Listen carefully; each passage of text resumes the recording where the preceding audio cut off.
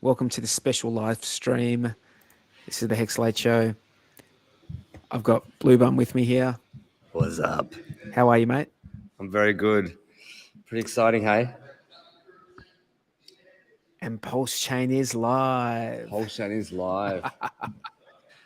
It seems surreal. It seems surreal. We've been waiting for what seems like a lifetime. It seems like a very long time. And at the same time, sometimes when I think about it, it doesn't seem like any time at all. Yeah. We've got PulseChain. It's live. So if you, mate, you've got some nasty. It sound bad, does it? Background noise.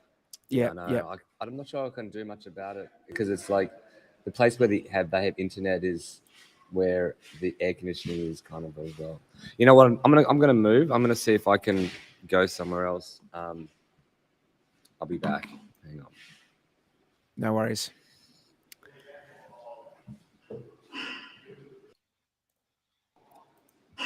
I'm just going to mute you, Blue Bum. Let me know when in the private chat when you want back in. Okay, PulseChain is live. So this means that this is the biggest airdrop in crypto ever. The biggest airdrop in crypto ever. So what do I mean by that? If you're just tuning in and you don't know what we're talking about, what has happened is PulseChain is a fork of Ethereum with system state, which means that if you had ERC20 tokens or NFTs or anything at all, basically on Ethereum, you're going to have a copy of it on PulseChain. Now, I already know what your first question is. What are they going to be worth? Well, we don't know. We don't know what they're going to be worth, but we're going to find out soon. We are going to find out soon. Let's bring up Jexa. How are you, buddy? Hey, how you going, mate? Yeah, I'm very well, thank you. Much happier today than I was yesterday. This has brightened my day immensely. Been a long time coming, hey? Everyone's had to be very, very patient for wasn't quite 2 years, was it? Very close. Well, we've been talking about it for 2 years, haven't we? Yeah. Because before PulseChain, there was a sacrifice, right? So we were talking about the sacrifice for a while. That was I'm just so that was July, wasn't it? Is that correct? Have I got that right? The sacrifice was July, but we were talking about the sacrifice for a while before it. So true. I think it's fair to say that we've been anticipating the launch of PulseChain for a couple of years. That's for sure. And that's for sure. And it's brought about many interesting turn of events. We've seen some people handle that delay with a bit of grace, some not so graceful. But it's it's been interesting and probably I think the delay probably let a few things slide into the community that probably wouldn't have if it had been launched a little bit sooner, but that's okay. It's all part of growing. Hey, it's all a part of the process, and I think what Richard Hart has put together. I mean, by the way, I haven't even played on PulseChain yet. I haven't even gone on and done anything yet, so I'm not in a position to say anything apart from what I did on testnet version 4, which I assume is exactly the same for the most part. So have you been on? Have you played around with? A lot with actually. PulseChain? Yeah, a lot. I've been very, very busy on it today. Had a lot of things that from an administration point of view, I had to tick boxes off and get things done and do some distributions and things like that. So there was a lot that I had to take care of and do that in a pretty prompt fashion. So I've done all that. Part of the things I was using today, so I've had contracts built on Ethereum that have forked across, and I've used those to do what I needed to do today. So everything's just been really, for me, been pretty seamless.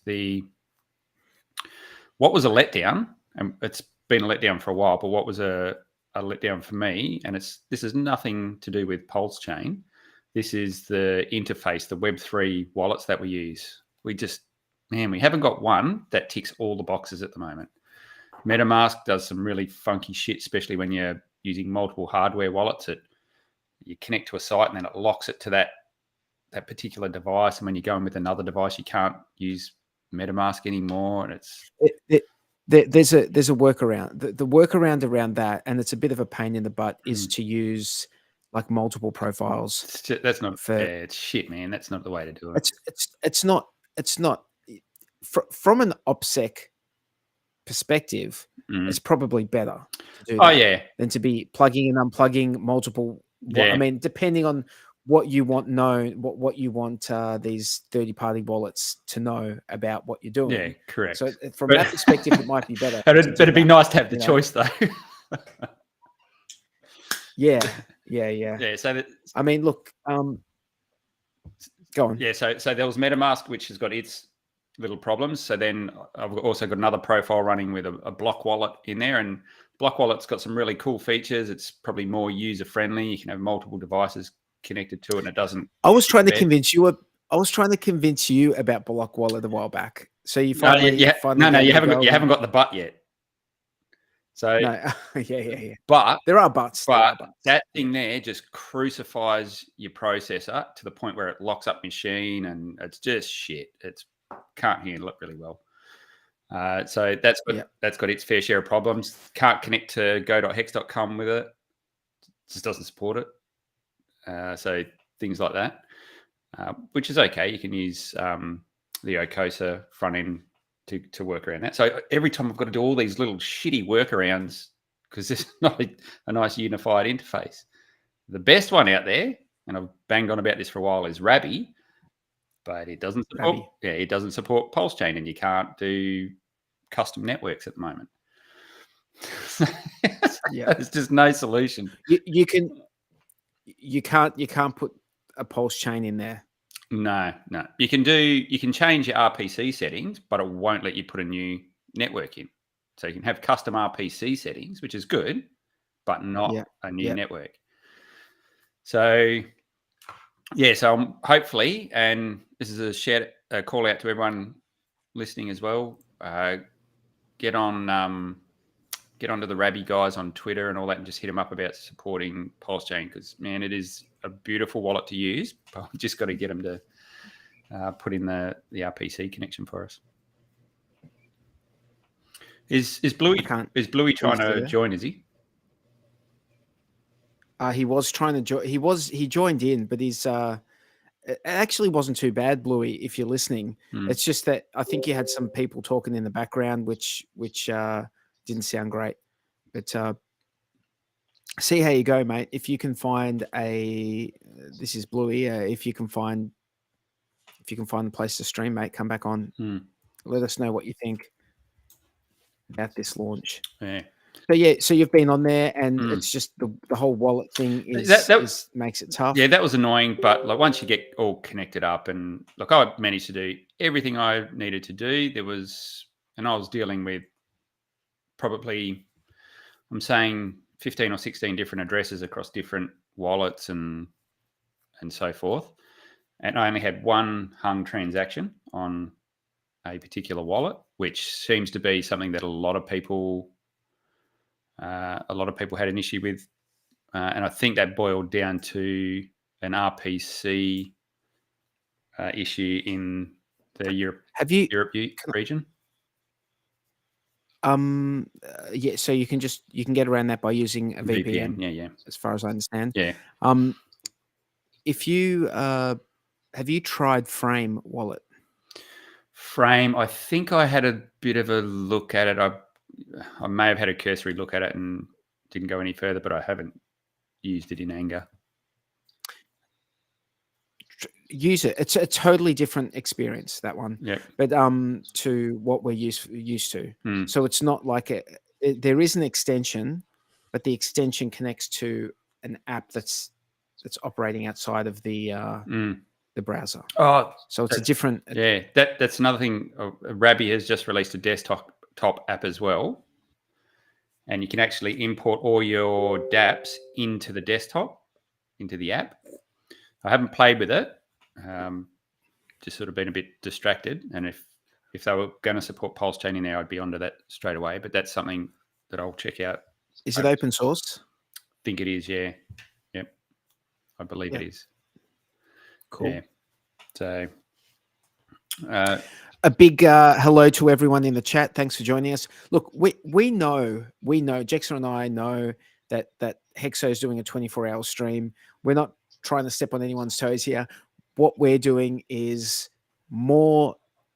I'm of the belief that more channels streaming about PulseChain launch is better on YouTube and better on these streaming platforms. It's just a better thing to be happening out there from like just your random people who are, having a look at what's going on YouTube. So the more people who are talking about, if you want to go, if anyone out there is thinking about it, jump on and start streaming, because I think it's better for algorithms to have, things like PulseChain showing up as live streams. Yep. Now it looks like there's some good tips coming through in the chat as well. That if you're in the UK region and you're having issues, just to hotspot through your phone. Don't know why that makes a difference, but obviously it does. Must pop out somewhere different. Apparently that issue's fixed, but I was still having, up until probably 40 minutes ago, I was still having issues, and I switched to, I was popping out of a VPN in Singapore and it was working fine. So yeah, you may just have to tweak things a little bit. So I should probably get some sort of screen thing that comes up that says pulsechain.com.au. Yeah, see if you can do it. .au, not .au. Pulsechain.com.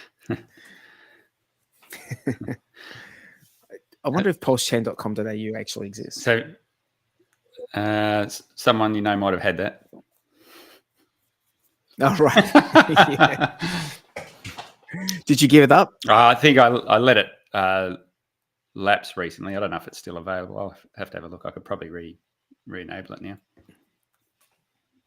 Yep. So yeah, what do you think? Like, so people are going to be wondering what are they going to do right now that this thing is launched. So I'll tell you what I've done. Okay, I've done absolutely nothing. That's how critical I feel it is to jump on and do stuff. Like, I'm not in the same position as Jexer. Jexer I know you had some administrative things to handle.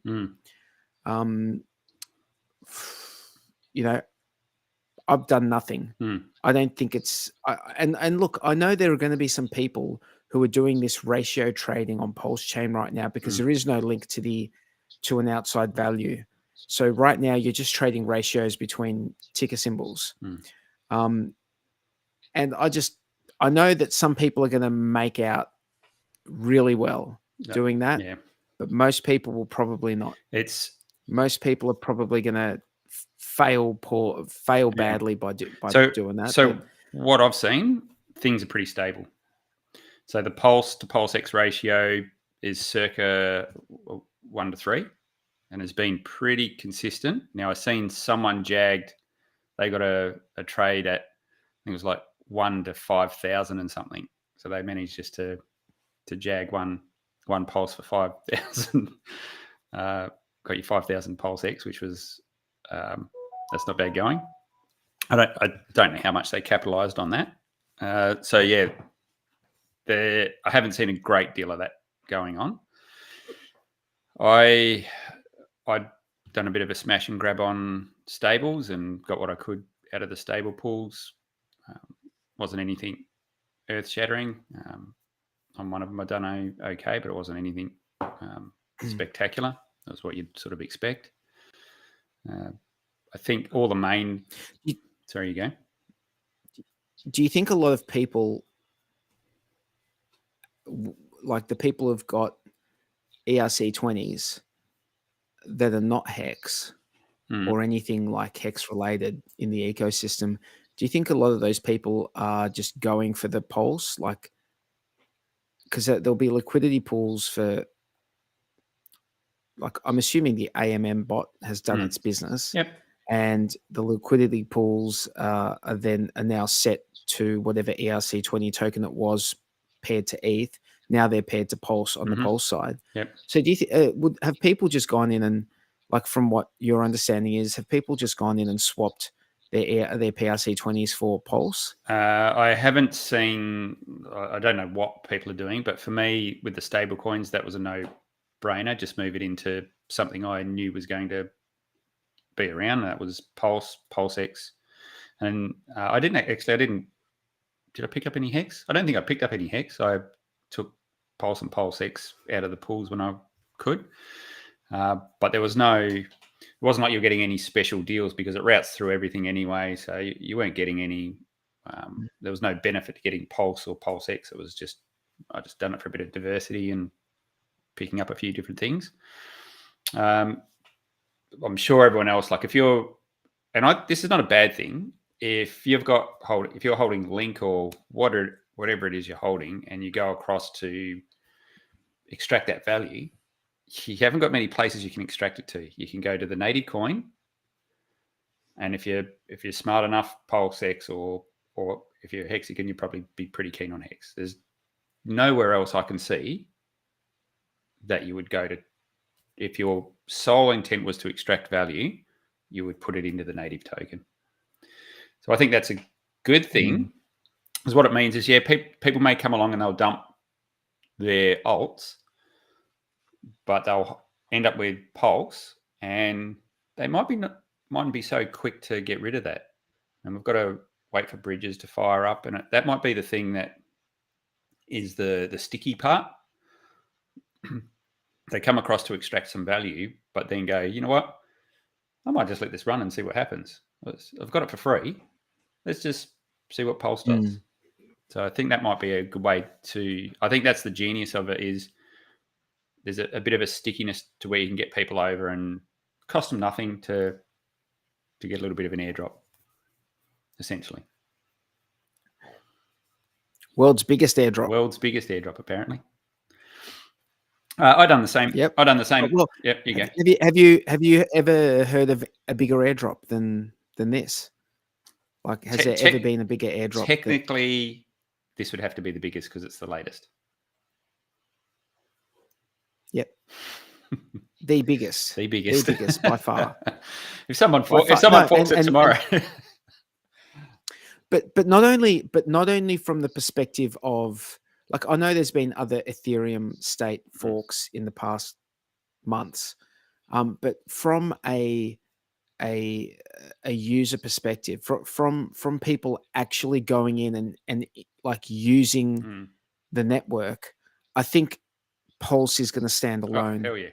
In relation to that, like Hexagons, Hexagons went across to some of these other forks of Ethereum and played around on it, and it was the Hexagons that made, like, the Hex token over there was the most used token, the most traded token. So that just goes to show you how active the Hex community is. But the Hex community is only a very small subset of the PulseChain community, which is a much larger community. And then you've got the Ethereum community, the ERC20 holders community, which is even a larger set still. Now, all of those people, like, I just wonder who is not gonna, like, sooner or later, when they catch wind of what's happened here, who's not gonna come over? And play around. Maybe they come over with, like you said, maybe they come over with the idea of extracting value immediately and taking it. Oh, I'm just going to go get my free stuff and leave. And maybe when they get over and they use it and they play around with it,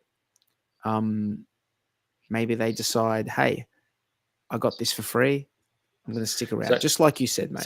So what are the first things you do when you come across?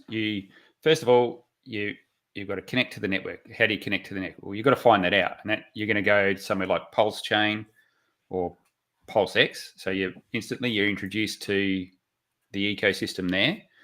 You connect your wallet, and This is the website, by the way. If anyone's wanting to know, sorry to cut in there. Yeah. If anyone's wanting to know the info, it's pulsechain.com.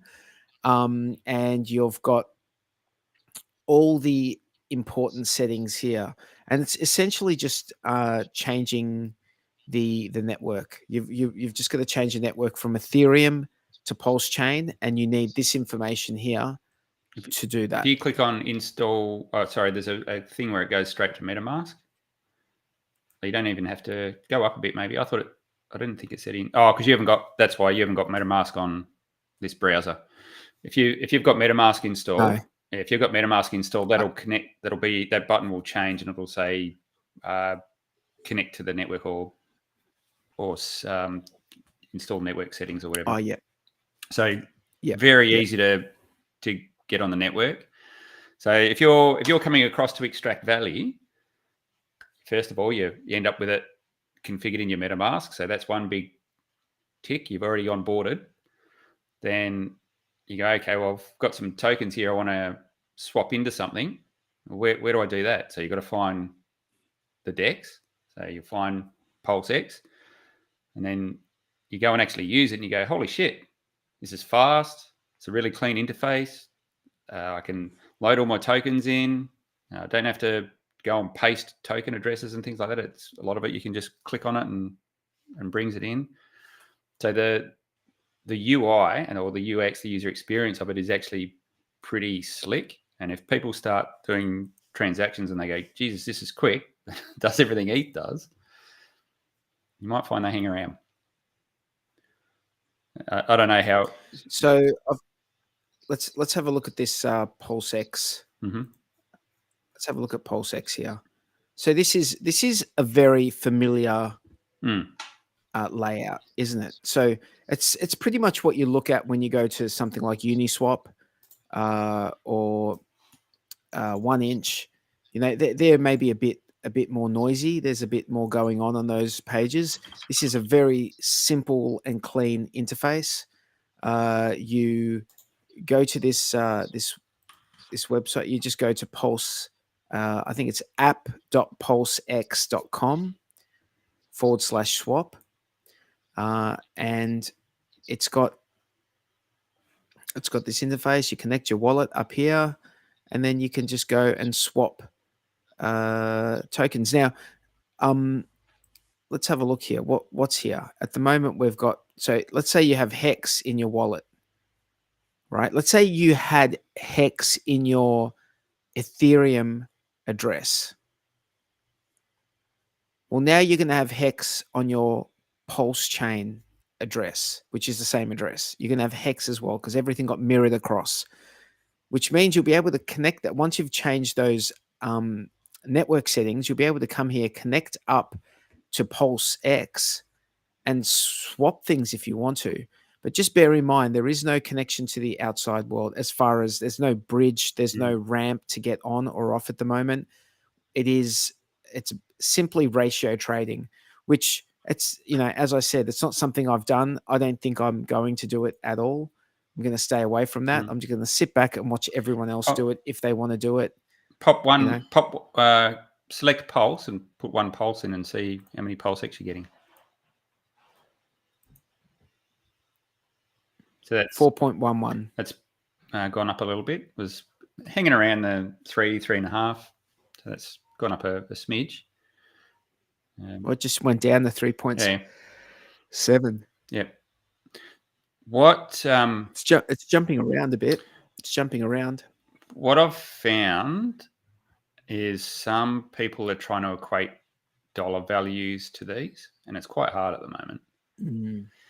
I was literally just in a chat with someone on Telegram, and they were collecting the incentive token, and they said, "Oh, they've earned X dollars worth of it already." And I said, "Well, how are you pricing that?" And the only way, and we said this when we were talking with Johnny that time, I think we've said it a few times, is the only way you can really price things at the moment is you've got to price it with something that you can relate to.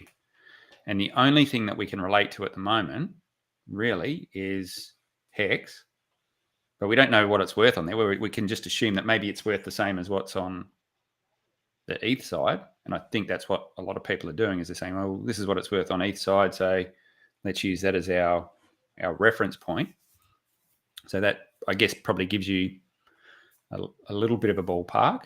I guess you could look at it the other way as well and use the Pulse sacrifice price as a ballpark. That's, you're really shooting in the dark. So let's talk about that for a second. So roughly, you got a little bit more Pulse, like for dollars spent, like for whatever you sacrifice, whatever dollar value was at the time of that sacrifice, people got. I mean, obviously, it depends where you were on the scale. Like there was a bonding curve, and there was also sacrifice points, and I won't go into the complexity of that. I think it's irrelevant. But essentially, you got a little bit more Pulse X for your dollar value. Yep. Oh.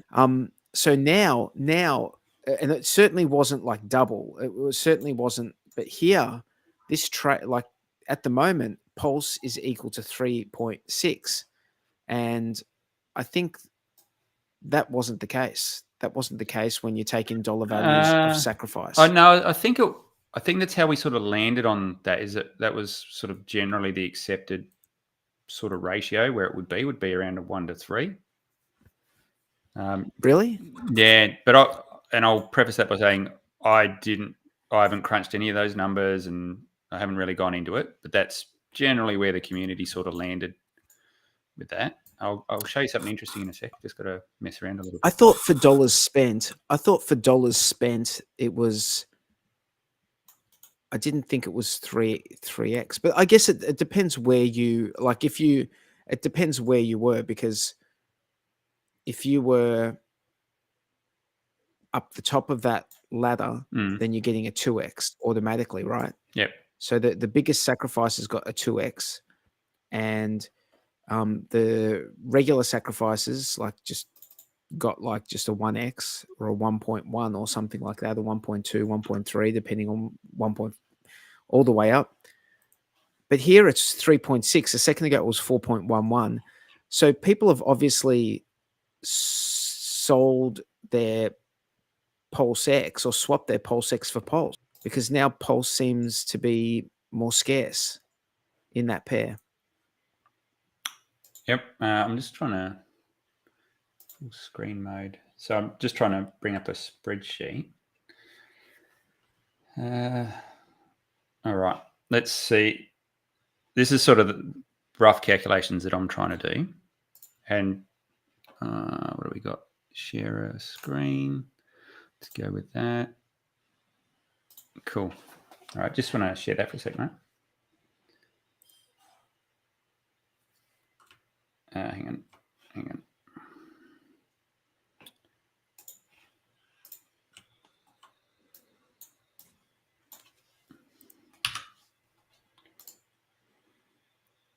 We're looking at a blurry screen. I shouldn't be looking at anything at the moment. Just give me a second.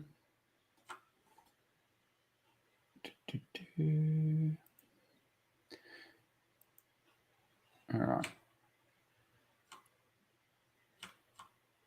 Okay, hang on. So just while you're doing that, did I get rid of that? I think I accidentally done it. Let's try again. Okay. All right, so we can see the hex ratio here. That, can I just say for me, I can't see a thing as far as it's all blurry. Yeah. Yeah, it does. Restream does something weird with me when I share a screen. I'm frozen on the screen. I can't see if anyone can see me moving or not. It just does something bizarre.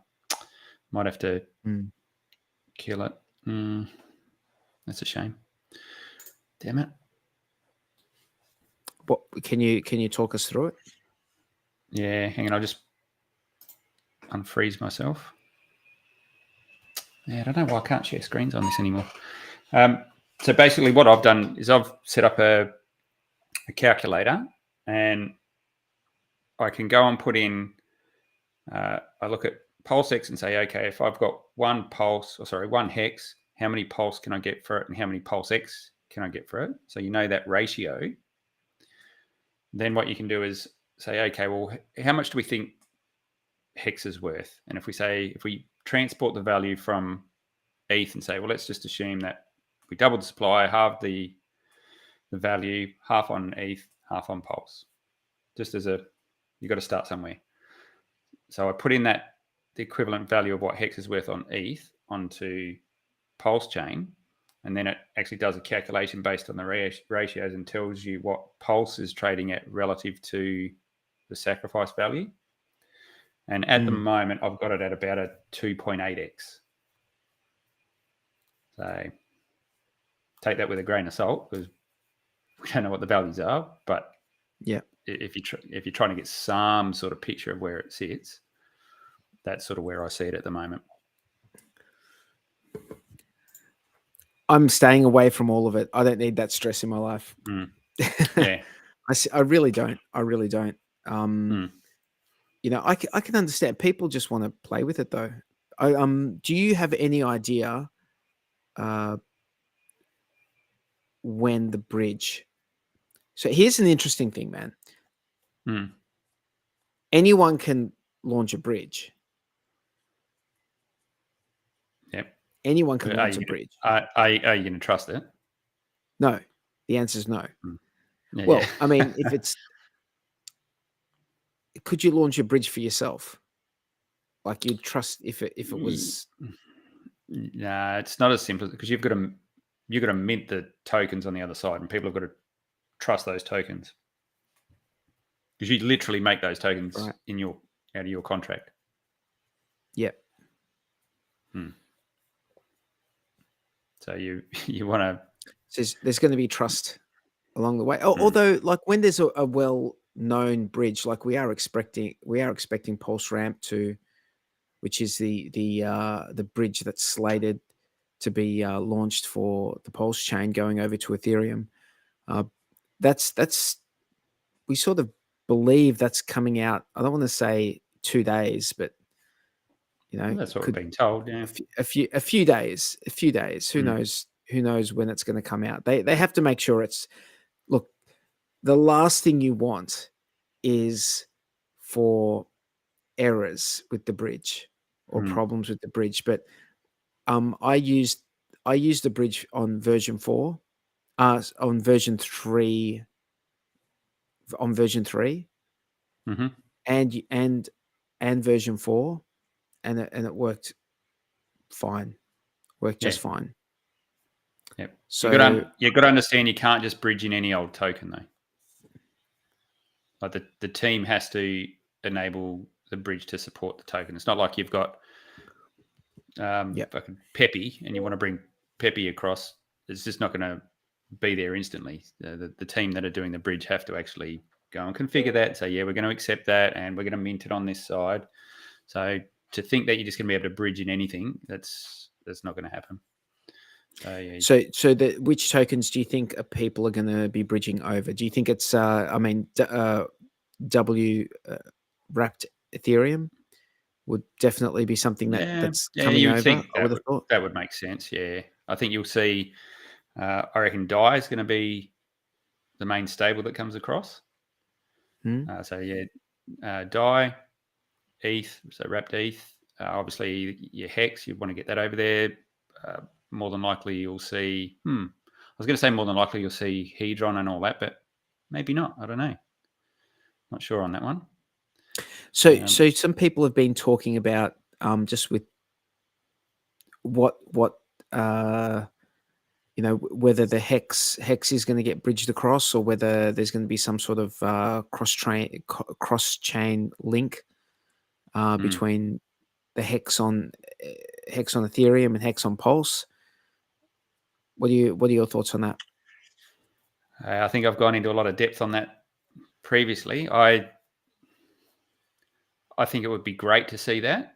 I hope it does go that way, but I can also see the merit in just using Pulse as that main go-between. But given, in my mind, I think for Richard, Hex is his baby. That's the one he really wants to see succeed. I think he'd probably do something with that as well. I think he'd want to make that the premier asset, at least to the point where it can flow through, and because it just opens up a world of opportunities for things when that's there. So, but as a minimum, obviously, Pulse. Hex to Hex. Well, the problem is if you just do it with Pulse, you're basically taking Pulse from PulseChain and wrapping it across onto ETH, but you're not actually binding it with anything. Whereas there's a very unique behavior between Hex because it already exists on there, and now because it's forked on the other side. So when you bind those pools on each side, there's a pretty unique behavior you get out of it. It's not only, it's any, if you think about it, it's any large token holders, ERC20 token holders of any token that can play that game. Yeah, for sure. Yeah. It's not just, and it's, I think if that's what happens, if that's what happens and Hex does that and it works and it does what it's like, can you imagine the message that will send to all these other projects that can now go and get like value on PulseChain as well?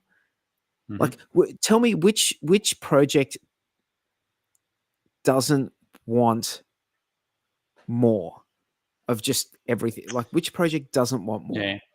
Yeah, I've seen some pretty funny behaviors from big teams where they're very ETH centric. It's a very clicky group, and so if you're on a layer 1 on ETH and you are all about ETH, like you get your optimisms and arbitrums, and they're in the clique, so they're all well supported and they'll work with each other. But there's a lot of other chains where they'll just blackball because it's not part of their little clicky group. Yeah, but that's look, if they don't, I'm talking about ERC20 tokens, like not other chains so much, like other like layers or whatever. It just seems like a no-brainer. I mean, I wouldn't be surprised if Hedron do that as well. Like this thing that we're talking about with Hex. Oh, Hedron. For sure. Hedron could do exactly the same thing. Yeah, and I actually think Hedron is one of those tokens that I think will get much more support on, unlike Hex, which I think, I mean, right now we'll see what happens, but I'm hoping both sides are have good value. But Hedron, I would think that the PulseChain side is going to have more value, and the thing pushing that value is the ability now to bid on these HSI auctions, and the cost, like the gas fees for bidding on them being so low.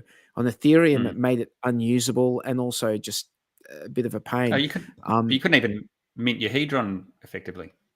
Like if you've got smaller amounts of Hedron, you had to pay bloody $10 to mint your Hedron. So if you might have had a stake coming due and you just had to let it slide. So on PulseChain, all that's going to be cheap. All the gas fees and stuff is going to be cheap. So people are going to be able to mint their Hedron. Great. And they're going to be able to bid on these HSI auctions. And because they can bid on these HSI auctions for cheap and it's not costing them money to bid every single time, they're going to be they're going to think, well, why not buy some more Hedron? Why not buy some more Hedron and bid on these auctions? Because there have been some great bargains that people have gotten. You know, like I've heard so like 50% off, 60% off these tokenized stakes.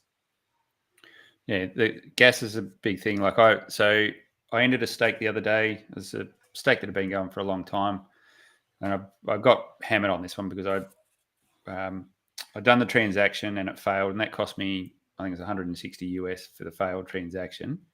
And then I went in a couple of days later and actually ended it. I was just trying to find a window where gas was cheap, which didn't really eventuate. Ended up costing me, I think it was about $300 odd to mint that.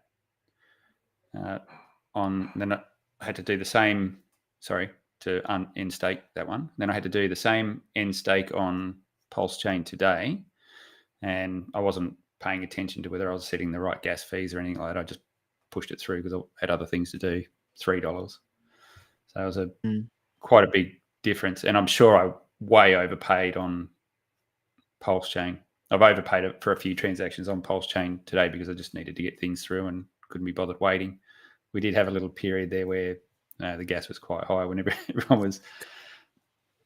What was the highest amount of pulse you paid for a transaction?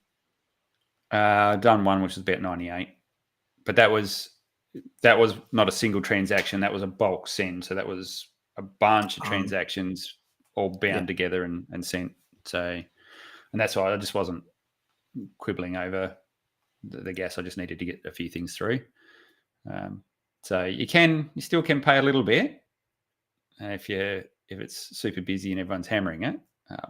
But I think that'll settle down. I think it was just a massive surge. Everyone was piling in there, and when you're doing your ratio trades, you've got to pay extra gas and stuff like that because you just want to get these things through because they're very time sensitive. So I think there's a lot of that going on today, but that'll all settle down. Yep. Yeah. A lot of transactions. I heard people talking about like over 1 million transactions when I was listening to it. I'm guessing now that it's surpassed that. Do you know how many transactions have gone through on PulseChain so far? No, I haven't. Where do we even find that info? If you go probably to the main Explorer or the Beacon Explorer. Let me just have a quick squeeze.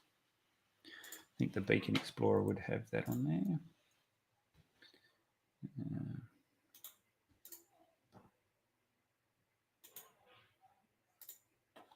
Let's have a look. Total transactions, if from what I'm seeing, I don't know whether this starts afresh, but that's saying 25 million. That seemed nearly 26 million. I don't know if that's the clock started at 0 or not. I'm assuming it probably did. Well, there were were there not transactions for the AMM bot? Would that not be counted? Yeah, all that would have added up. No, saying so that doesn't seem right. Transactions per day is saying 5,000. That doesn't seem right. Not sure. I'm not sure where that was set from. Don't know. We just got a super chat for $2. Thanks, Sir JPEG. Comparison between 9-inch and PulseX, which is the best? I don't know, man. I haven't seen what first of all, I don't know what 9-inch is, but PulseX. Do you know what 9-inch is, Jexer? Yeah, 9-inch is PP's DEX. Poor plebs. Okay. So that project's spun off and doing 9-inch. I don't know whether it's launched on ETH or whether it's what's going on. I don't know much about it. I had a quick look at it, but I used PulseX on testnet and it worked pretty well. Got to say, pretty well. Yep. So that's all I can say. And I'd have to know more about 9-inch and what's involved. I'd have to find out more before I could speak on it. Yeah. Yep.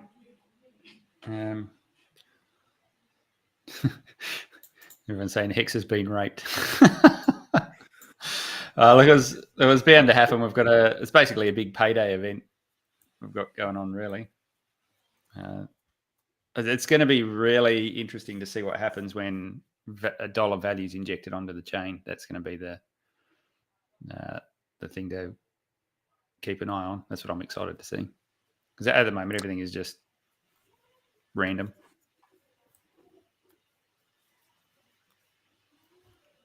So Hex on Ethereum is, what is it, around 3 cents? Yeah, 3.3 last time I looked, yeah. Let's check it out. Hmm.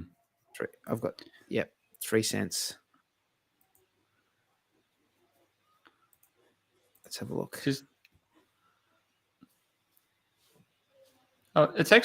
It's stabilized pretty quick. I think there were a couple of big dumps and then it sort of stabilized.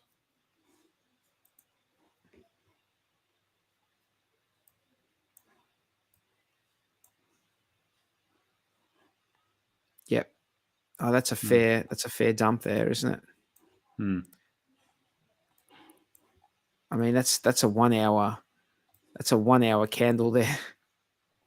Yeah, if you get like that was done, literally that was just one massive wall of cells. Like if you go down to 15 minute.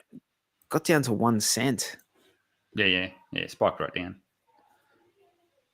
There you go. And then it came back up. Hmm. So I mean, people will still continue trading everything. It just shows you. Yeah. I mean, there are obviously some people dumped a lot because they saw that they got their copy on the other side. Now, that's it. They just wanted to get their money out. So, I guess. Do you think that's a wise move or not? Me? Do I think it's wise? Time will tell, mate, whether that was wise. I mean, we'll be smart, that those people will either look smart in hindsight or dumb, one or the other. Yeah. But we don't know what they're doing. We don't know what they're doing. Yeah. I haven't done anything, and I have no intention of I'm not going to play favorites. Ethereum and Pulse, they're both my children, and I will respect both of them equally. Yeah, I think we haven't seen the game theory play out yet. So I think it's a little bit too early to tell. I think let's hope it's the 48-hour thing we've sort of been led to believe, because that will be that's the exciting part for me, is what happens there. Everyone's got their different theories, so it's going to be interesting to see what actually plays out. Like when the bridge launches. Yep. Yeah, it's gonna be everything. I wonder if people are just waiting for that bridge to come in and buy up. Yeah, up stuff from PulseChain. So if you've dumped your eHex, why have you done it? You've either done it to hedge a little bit, just to hedge risk, or you've done it because you want out of the ecosystem and you're going to go buy something else, or you've done it because you want to take that value and bring it across as fresh value on PulseChain. If it turns out to be that you're bringing it across as fresh value on PulseChain because you think there's going to be some opportunities there, I think any value that's injected onto PulseChain could drag or everything up on PulseChain and hence drag ETH up, Hex on ETH up as well. That's my theory. That's the working theory I have. So I haven't sold a thing. Happy just to go along for the ride. For me, this is potentially a big payday event. Could actually even be bigger. Do you know which the biggest pairs are on? I was on a Twitter Spaces today with Tangent for a short while, and I think the biggest pair was Wrapped Pulse and Pulse X. I couldn't even see values, man. Like if you go to the liquidity section where you're supposed to be able to see it, I couldn't see it there. Maybe people are picking it up of Deck Screener. I think I I haven't gone and checked that out. Have you had a look there? I'm looking on Dex Screener as we speak. Yeah, let's have a look. And the is I see PulseChain even on there? Let's have a look. No, I honestly haven't even checked it today. I've just been head down, bum up doing other things. Is PulseChain on there? PulseChain, it's on there. Yep, cool. Yep, yeah. So that's where everyone's obviously picking them up from. Yep. So in terms of volume, so you can't. So the Dex Screener guys sent out a post saying that they're removing all the dollar values because it was obviously just throwing things way out of whack. Yeah, yeah. So they've removed all the dollar values, but there is an absolute ton of pairs. Oh, hang on, tells you exactly. They're showing the top 100. So they're showing 3,422 pairings. So there's a really a lot on there. Yep. Yeah, I haven't checked. I'm sure there's going to be some hero moves made, but there's so much to keep an eye on. Be interesting to see how the SHIB guys are going. Whether they SHIB, so that's a top 12 pair. And I think what you'll find is most of the people that have come across and played today are guys that have stayed very in tune with the project, just been hanging on Richard's announcements. I think over the next few days, that's when you'll see other people sort of come along and have a bit more of a look when they get wind of what's actually happened. Yep. What does Bluey say here? Pulse has 15% of validators as ETH already. Oh, really? Yeah, we have, and I can tell you now, like I built my validator probably about 2:00 today. I've got to wait a long time for it to sync up, so I can't even fire up my validators yet. So there'll be an absolute truck ton more of these come across. Do you have to sync it up from scratch? Yeah. I've got to find there's it. Probably another way. There's probably a way to pick it up from a block height. Yeah, there is some checkpoint thing on the beacon side. But it's doing a lot of downloading now, so it's going to take a while. Last time it took me 2 days. So. Yeah, we'll see. 4,096 validators there are currently. That's probably the team ones. Yeah. Yeah, that figure tends to sort of represent the team. Well, that's a binary doubling. 2048 by 2 so that is 4,096. So 2048. So that's like a doubling of 1, 2, 4, 8, 16, 32, 64, 128, so on, all the way through. Yep. So I wonder if that's just something that they've, like a number that they've come up with. Yeah. So that represents, we can say 32 million times 4,096. Correct. Yeah. If you go to the Beacon Chain Explorer, it'll tell you exactly what's locked up. Where are we? That's 131 billion pulse. 131 billion pulse. Yeah, I'm just trying to get to. There's no easy link to the Beacon Explorer from what I can see. Let's have a look. The Beacon Explorer. Do you know where you could go get it? On the PulseChain.com, it's got the list of all the. Is it? It's blocks. Become a validator. Maybe it's at the checkpoint. Let's have a look. Checkpoint. And we've got it. There's no obvious link for the Beacon Explorer. And we've got it. What have we got here? PulseChain mainnet. Oh, you don't mean the block, the like just the website. You mean like the Yeah. So you've got the Block Scout Explorer, which is the execution layer, and then there's a beacon layer one as well, a beacon chain one. Yep.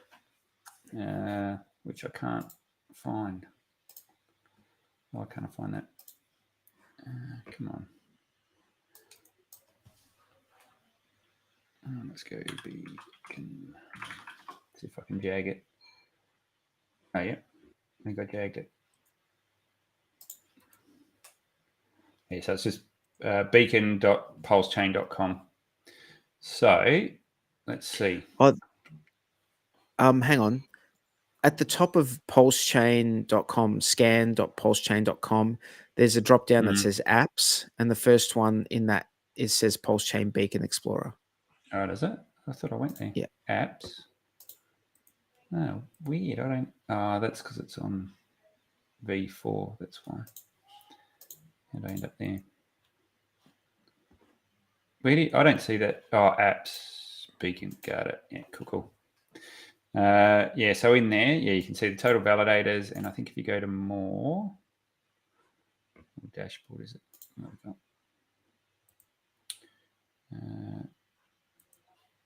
Yeah, it looks like all the info is not populated yet. Yep. Yeah, now I'm gonna have to wait a little while for that to come in, I think. Yeah, well, we have time. Plenty of time. So shout out to everyone in the chat, hey? Shout out to everyone in the chat. Yeah, so if anyone's looking to run a validator, you can spin them up in under 30 minutes. You can have one built. There's some cool scripts out there. I've rebuilt mine about 8 times yesterday from scratch. That's from a blank machine. You've got to install Linux, get all your run all the scripts to fire up the validator and everything. Yeah, probably from You're running Ubuntu? Yeah. So I've done one on a laptop where that was my one. I was just smashing every half an hour or so as I was testing things. And then I've got my little Nook, which is the one that runs my mainnet one. And yeah, literally started that at probably, it's probably about 3 o'clock today. I think I started that and I was done within the hour. So just got to sit there and let it grind away and catch up, sync up. But yeah, I think it's going to get pretty easy to run these things. There's a lot of people have put a lot of effort in. If you are interested, I've got a script that once I tidy it up and get rid of my private info, I'll make that available for everyone. But if you want a no-brainer, easy as possible, does everything for you, there is one by DipSlayer. It's literally just press buttons, and it's nice. He's done a really nice interface for it, so you can fire this up without really thinking too much. Yep. But yeah, it's all the tools will get better and better, I think. Everyone's just sort of been feeling their way around it in the last 4 weeks.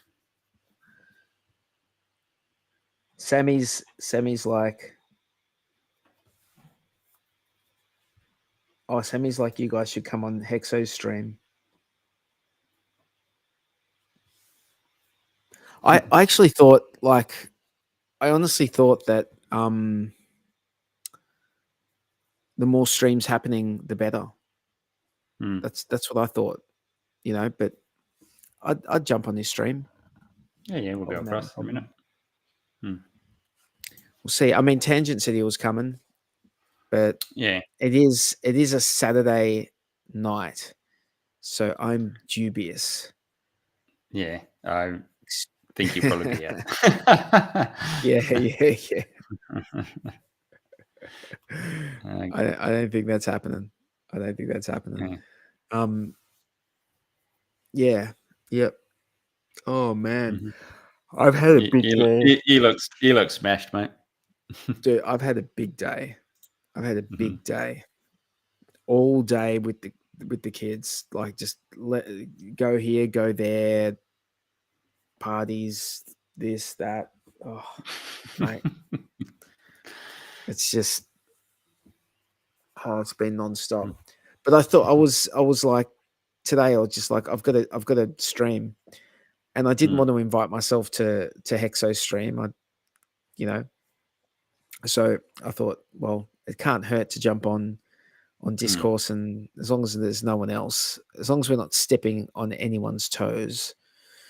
I think it's good to come on and do a quick one anyway, and just be because we get our little Aussie contingent here, so I think it's good to celebrate just with the Aussies as well, and bring that Aussie flavour of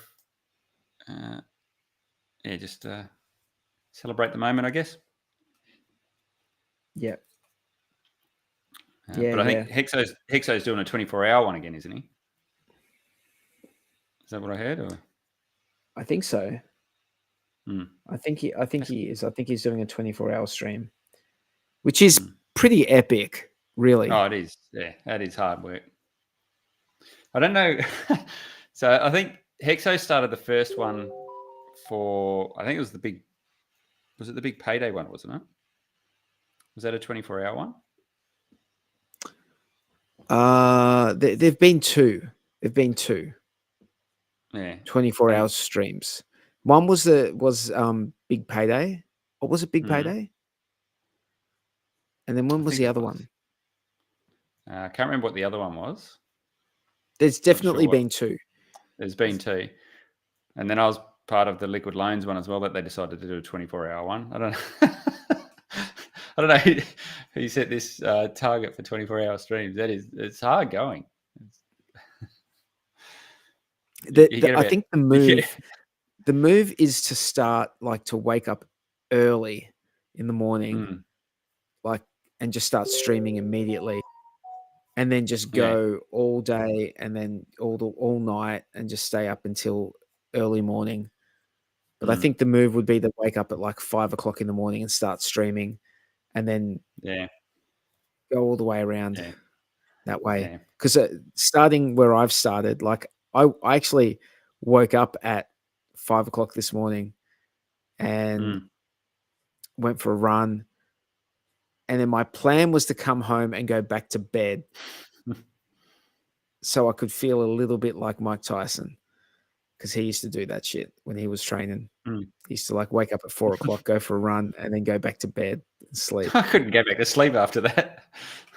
Oh, dude, you can. You can.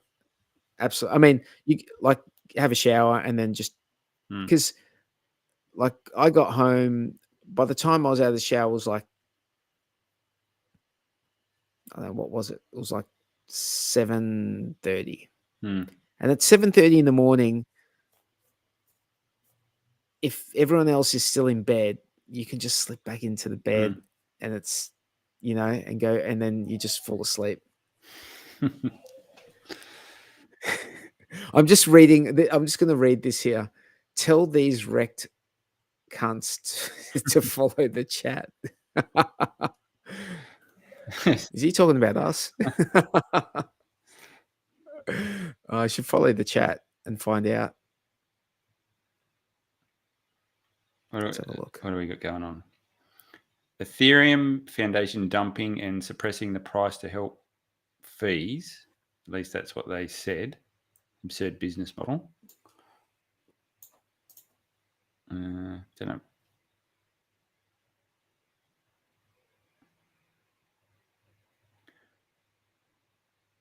Bigger payday, yep.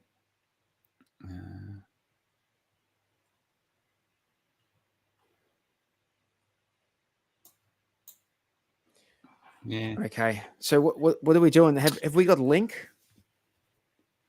Can you simulcast, or you have to drop this one and? I don't. So should we wind up here and we'll go crash on Hexo stream? Do we have a link? Well, Sammy seems to be in the know. We'll get. Hang on. Sammy? Hang on. I'll just zoom me up. Can you message her? Because I'm gonna like also run the stream. All right. Yeah. Sammy, you're in the chat. We're gonna come over to Hexo's stream, but I need to grab a link. I need to grab a link to come over. Yeah. So I might should we? Hexo's on a 5-minute break. Okay. Oh, so he's got a new stream firing up. Okay. Well, how about we wind up here, and then that'll give everyone. Well, let's just. We want people to have somewhere to hang. Be. We're going to be like the to hang. We're going to be the fluffer, are we? We're the fluffer. We're the fluffer. We're the fluffers. All right, can you let you can take? Can you let Hexo know we're being his fluffer for him? And then we'll go crash over there. I haven't been paying attention to what's been going on over there. I assume they've been running all day, but who knows? I think so. I tuned in earlier today, and that was a good 6, 7, 8 hours ago. So yeah, right. I think they're being. Well, actually, if he's firing up a new stream, then he would have done. He's already done like 11 hours, 11 or 12 hours. Yeah. Yeah. No, I literally switched off of everything today. I was barely on Twitter and all that today. I just needed to get stuff done. So I've probably missed out a little bit of what was going on. I know there was a lot of Twitter spaces. I think Tangent done one. I popped in there for 2 minutes, and there seemed to be another Twitter space running as well. That was sort of helping people out. So yeah, it's all been happening. Oh, yep, cool. We've got a link for Hexo stream. So when can you pop it in the private chat? Yeah, I've never heard of this app, so that's going to be interesting. All right.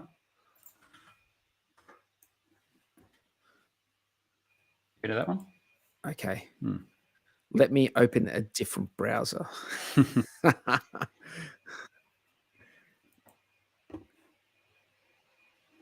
All right, hang on. I'm going to keep this one going for the time being. Yeah, that's cool. So, anyone in chat, did they make any stellar moves today that were noteworthy? Well, hang on. Sorry, mate. I'm just reading some messages, and just give me 1 second. I'm gonna saving this. Yep, there's that one. And hang on, I think T-Bird wants to jump on for a little bit, so I'll give him a link, and we'll have a chat. I haven't chatted to T-Bird in ages, man. Just, dude, I'll hook you up. Let's see, where is it? Invite guests. There it is. Invite guests.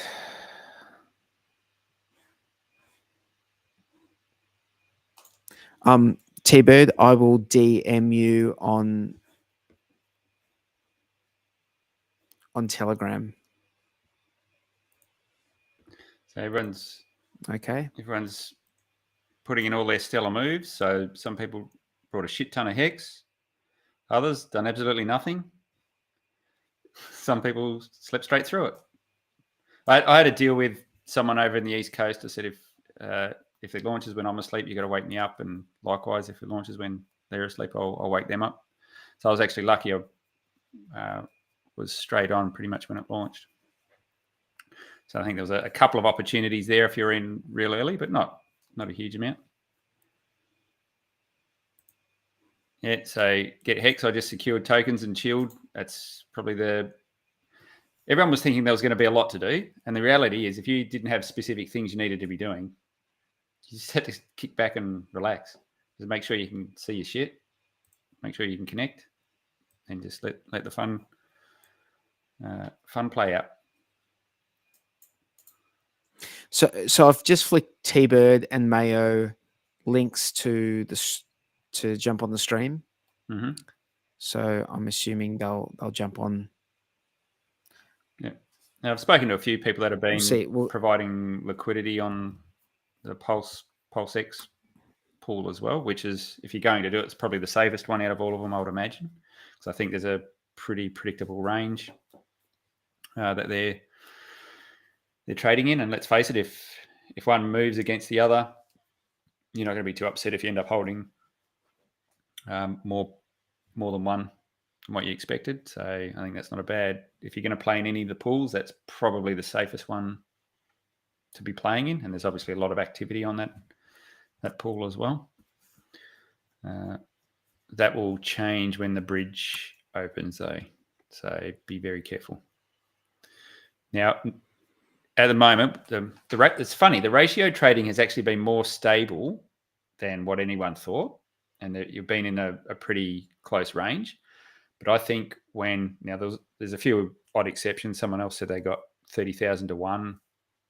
So I think they'll be very, very few and far between those ones.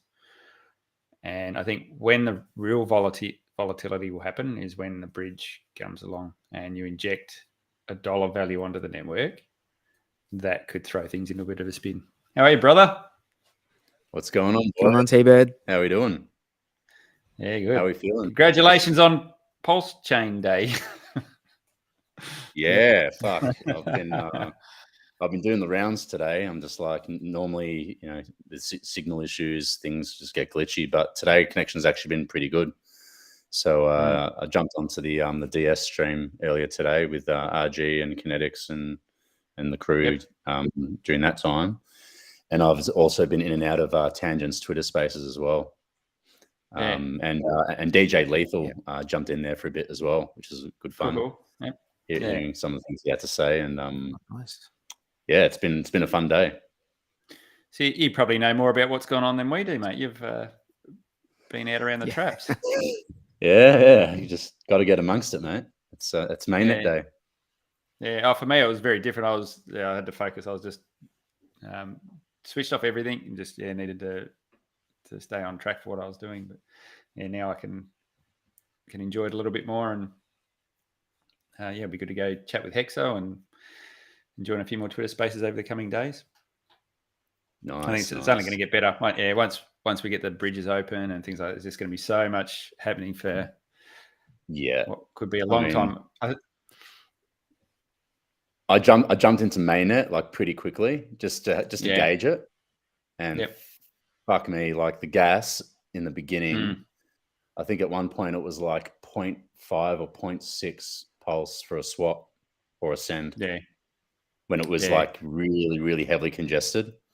And pretty much now it's pretty much settled down now. So normal transaction types are going through relatively easily. There was issues with European connections for whatever reason. I don't know why. But VPN, you just VPN away from out of Europe, and the connections go through fine, no issue.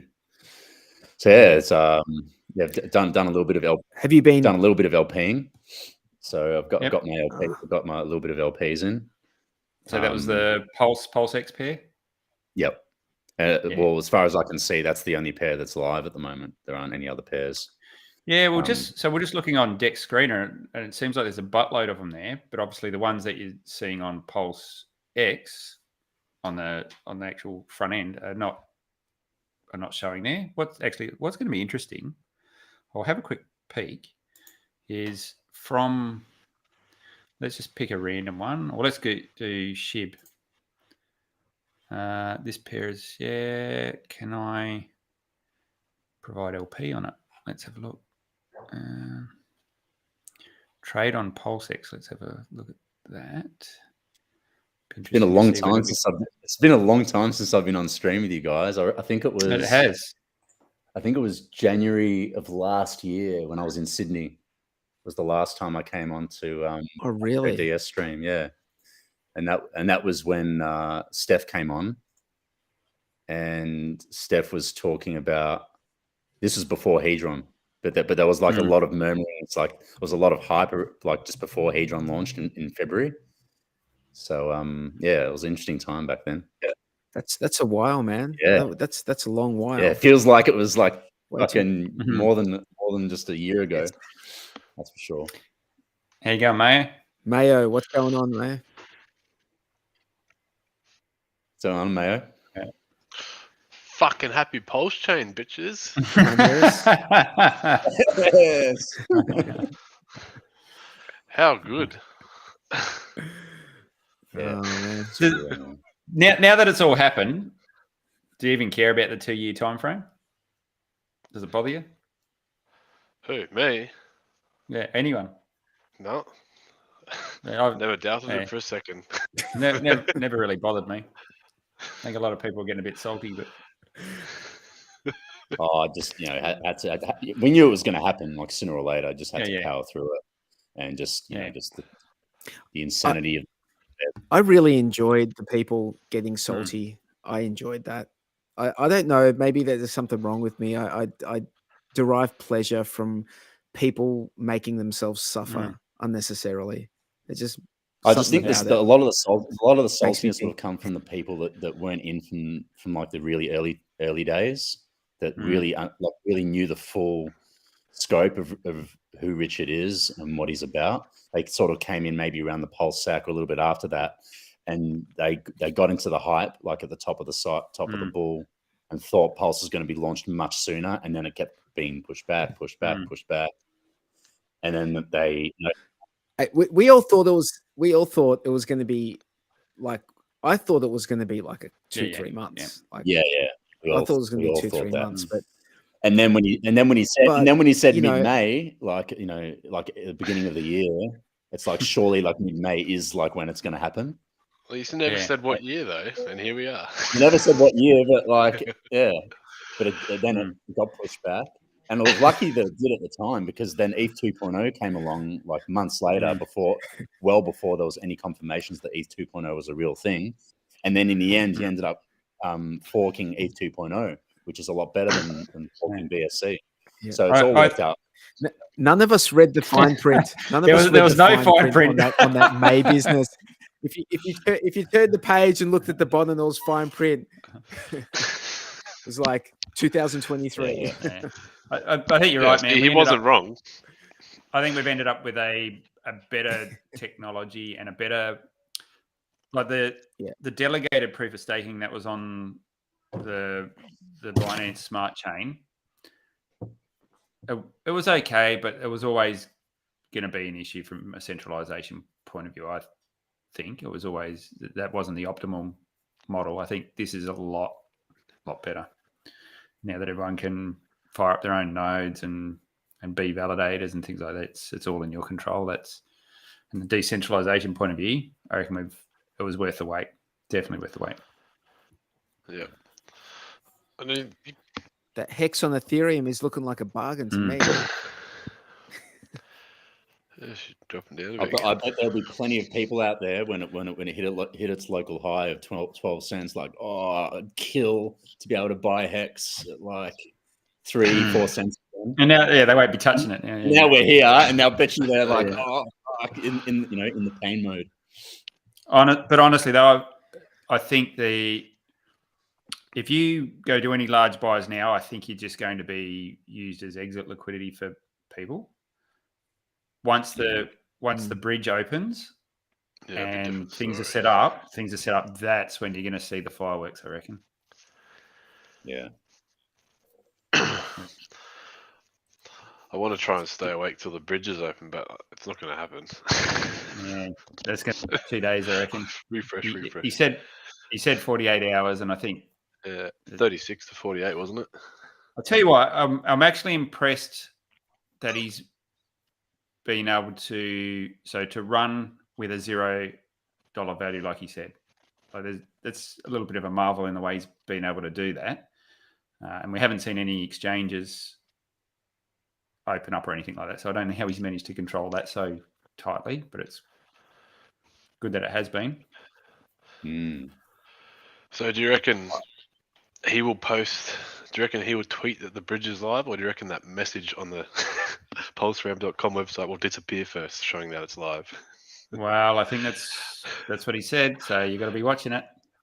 Yeah. What do you reckon first, the website or the tweet? I reckon the website will change first.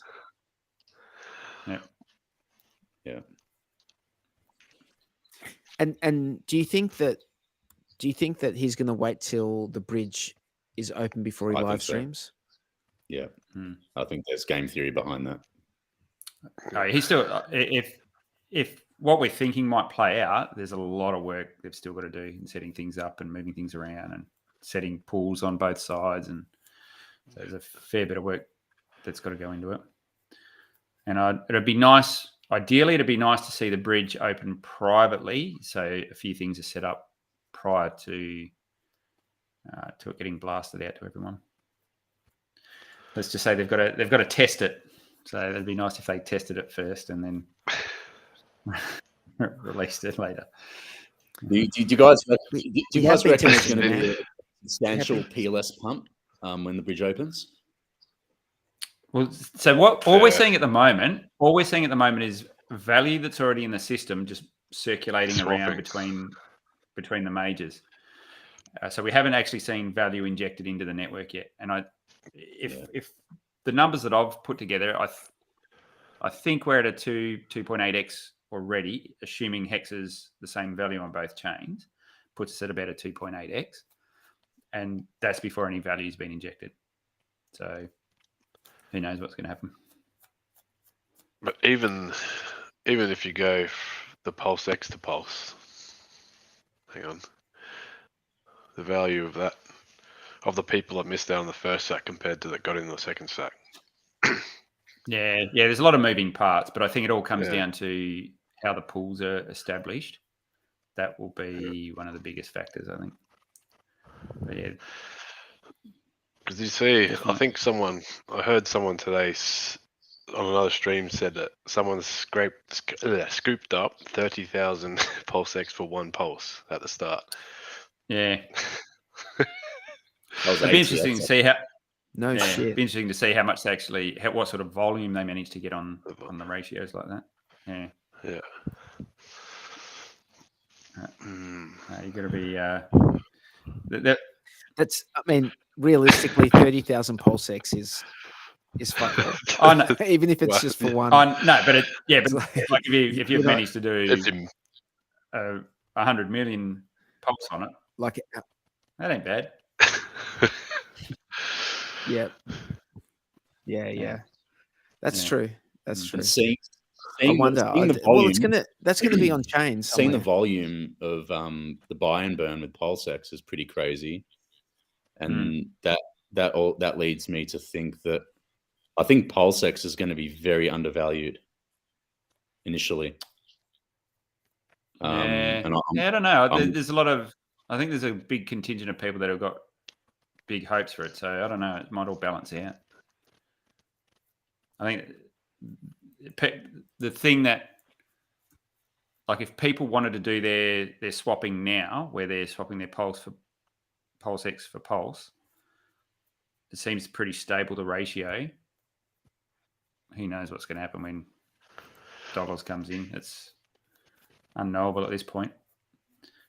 I think you guys are aware that it looks like all the the team validators are going to burn their Pulse. That's a pretty big deal. That's a lot of Pulse. That's I can do some quick maths on that, because hang on, this will be interesting. So we said there was 32 million. You guys are chatting. I'll do a bit of math. We'll work out by the validators. Yeah. So you got 4,096. 131 billion. 4,000. Staked. That's what you work out. So let's go equals that times that. What did you say? 131. 131 bill. Yeah. Okay, so let's do this. So equals that times 0.2. So this is just rough on-screen math. 26 billion pulse get burnt annually. How much? 26 26 billion will get burnt billion per annum. annually. But so we've already had a total of 3 billion Fuck, Pulse it's hit X. 3. Yeah. Has Last time I it? checked. Holy it's crap. Did you say 3 billion? 3 billion. 3 billion. 3 billion Pulse X burnt. Well, it's 2.97, so 3 billion. Bought and burned. You know, it's not. See, but this is the That's weird. a lot, hey? Has it done the buy though? Has anyone done the buy with it?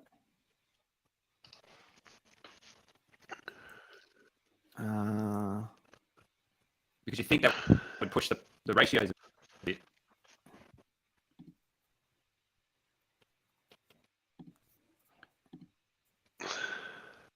So Don't know, mate. Don't know. Yeah. Don't know.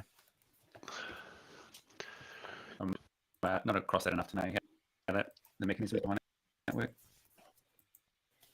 But yeah, so there's I think from a deflationary point of view, all the tokenomics of all the main coins all seem to be geared to go up and to the right. It's going to be pretty crazy, I think. Was it just me or was Jexa a bit staticky or something? Yeah, bit glitchy. Yeah, I think running a node. Yeah, I think running a node doesn't help. Pumping You're running on the same network. I'm going to have to set up some priority on it. It's just a constant underlying. You know, you can get you know this, like, if you have you got 5G where you where you are? Yeah. 4G or 5G? Someone else is here. Oh, Sammy. Hey, Hey, Sammy. What's going on? What are you How talking you going, about? Sammy? What's happening? Yeah, I'm good. I've just What's been up? on Hexo stream. We're having a great time.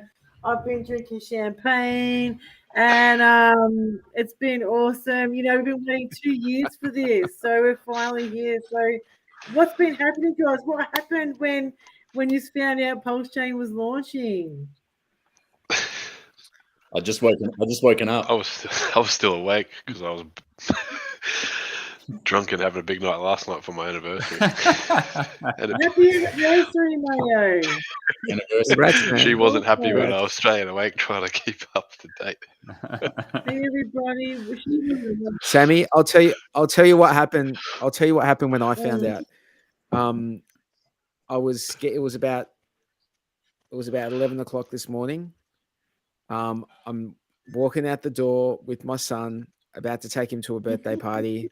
No, sorry, some sporting and then birthday party.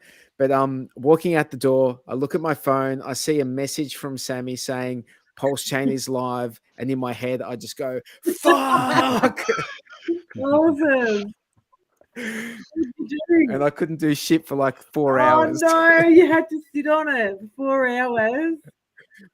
Well, I just couldn't like go and look at Pulse stuff. I couldn't go like sit in front of a computer and nerd out for like a couple of hours and see what's going on. I had to like go and do dad stuff. I had to do that as well. I had to take my daughter to a friend's birthday party as well today when I woke up. Yeah, what is the thing with birthday parties today, man? Anniversary birthday What about parties. you, Jex? T-Bear, where were you guys when it launched? What happened? What's the story? It's actually pretty time friendly for me. I don't know what time zone Richard's in, but he seems to do everything at about 8 o'clock my time in the morning, which is just perfect because you can. It's a nice time to get started on things. So yeah, I was actually lucky. I was hanging around the house, and like I said, I had a deal with one of the other guys over in Melbourne. If a launch happened while I was a sleeper off the clock, he'd let me know. So I instantly got a phone call as soon as the tweet dropped. So I was lucky enough to get on straight away and test things out. Nice. What's weird though? What's weird is about 3 o'clock last night, I had a dream where Richard came and visited me at my house, and we sat on the front lawn having a chat. So I was obviously playing in my head. I don't know. This is the weird thing, though. So I had a chat with him, and then I drifted off, and then I woke up, he was gone. I don't know what that means. So you I look couldn't track him down. amazing. Have you lost weight and had your hair done? Because you look really good. Yeah, I lost about 10 kilos getting a haircut, I think. You look fantastic. Was that going bald from all the stress of being that bald? Definitely got a lot more grey hairs these days, that's for sure. Oh, tell me about it. And T-Bear, what were you Tell doing? me- What tell were me you doing about this it, mate. morning? Yeah, so I got up. Well, I thought I was going to do an all-nighter. I wanted to pull an all-nighter, but I ended up crashing. I think about 3:30 in the morning, and I woke up at about 8ish East Coast time, and I checked the computer. I didn't want to get up. I wanted to, but I had to check to see what was going on. Looked on Twitter. Looked at Richard's page. Nothing new. So I'm like, right, fuck it. I'll just nod off another few hours. Good thing I did. If I didn't, I'd be like fucking super wrecked today. So I ended up waking up. I think it was literally around 5 minutes before Richard actually sent the tweet that it's live. Wow. I'm like, oh shit, Jesus. got to fucking wake up, get the coffee in me, and get going on the shit. Awesome. So Well, I was out walking. yeah. I was going on my morning 10K walk, right? And I get this call from my mate Paul. If you're watching, hi Paul. He calls me. He goes, just a courtesy call. PulseChain is live. I'm like, what? So I cut my walk short. I'm like 5 minutes from home, and I'm walking like really fast. I call my friend Ollie. I call my friend Jordan. Just say, PulseChain's live. So and then just piss bolt home, and then I've been watching the chart all day, like doing swaps. I provided liquidity. I just done a couple of things because we're so unsure about what's going to happen. What sort of prices are we really looking at? You know what I mean? Yeah, and it's going to take a bit of time for things for the dust to fully settle, for price discovery to truly come through. Yeah, we don't really know how long it's going to take for the two hexes to find parity as well. I like and also the nature of where we are in the cycle as well leaves things up in the air as well. I like that.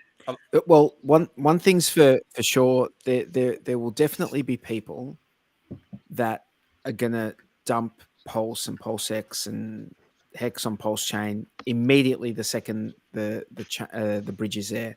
There's always people that are going to do that. Yeah. The question is, are there going to be more buyers coming in than sellers getting out? That's the question. Well, which is going to be more? I think the FOMO is going to be really severe, like in the first few days. I think will offset. I mean, technically, you could say that we've just. I mean, even though we don't have fiat value yet, and the bridges aren't open, the chain has launched, and we've just seen the Hex dump. It's going to be chaos as soon as it launches. You could argue that it's going to be crazy. How I'm thinking of it is going to happen is, there probably isn't going to be that much of a dump. There will be a dump, but not maybe as crazy, or at least not to the point where it's below SAC value. And pretty much all the FOMO will be directed into Pulse, and I'll be expecting that shit. We've got a different group of people that have sacrificed for it as well, because you've got the core Hex community that probably arguably going to be a little bit more diamond-handed, but then you've got a lot of other people that are probably more opportunistic. That will be, if you get a 10x or something like that, they'll sell the shit down really quick. How big are their bags and how much are they going to sell of them? That's the thing we don't know. But the good thing is, once they're out, and then it's that's when you can reset the clock and go again. Absolutely. It's going to be chaos on launch, guys. Everyone wants PulseChain. Have you looked at that PulseX today? Have you seen the ratio trading? It's like 1 to 3.5. I saw it 1.1 to 4, 1 to 7. Like, it's crazy. Everyone wants in. Everyone's just waiting for that dollar value. Like, it's going to be chaos. Yeah. Yeah, I just think like definitely don't fall into the FOMO traps of buying the FOMO like at the gate, like as soon as the bridge is open. Like anybody that's just going to be DCAing in between, from the time the bridge is open, after for maybe like 2 or 3, even up to 4 months. If you're DCAing in all the way through that period, you're good. It's going to be blue skies from there, in my opinion. There's a lot of I have a lot of real life friends that have been ringing me and texting me today after seeing me share the story that it's gone live on like Instagram and Facebook, and they are none of them sacrifice, but they've been watching and hearing me talk about it for 2 years, and now it's finally happened. Now they're coming at me with so many questions and how do we buy? Yep. No, I think there is a lot of people, in that position.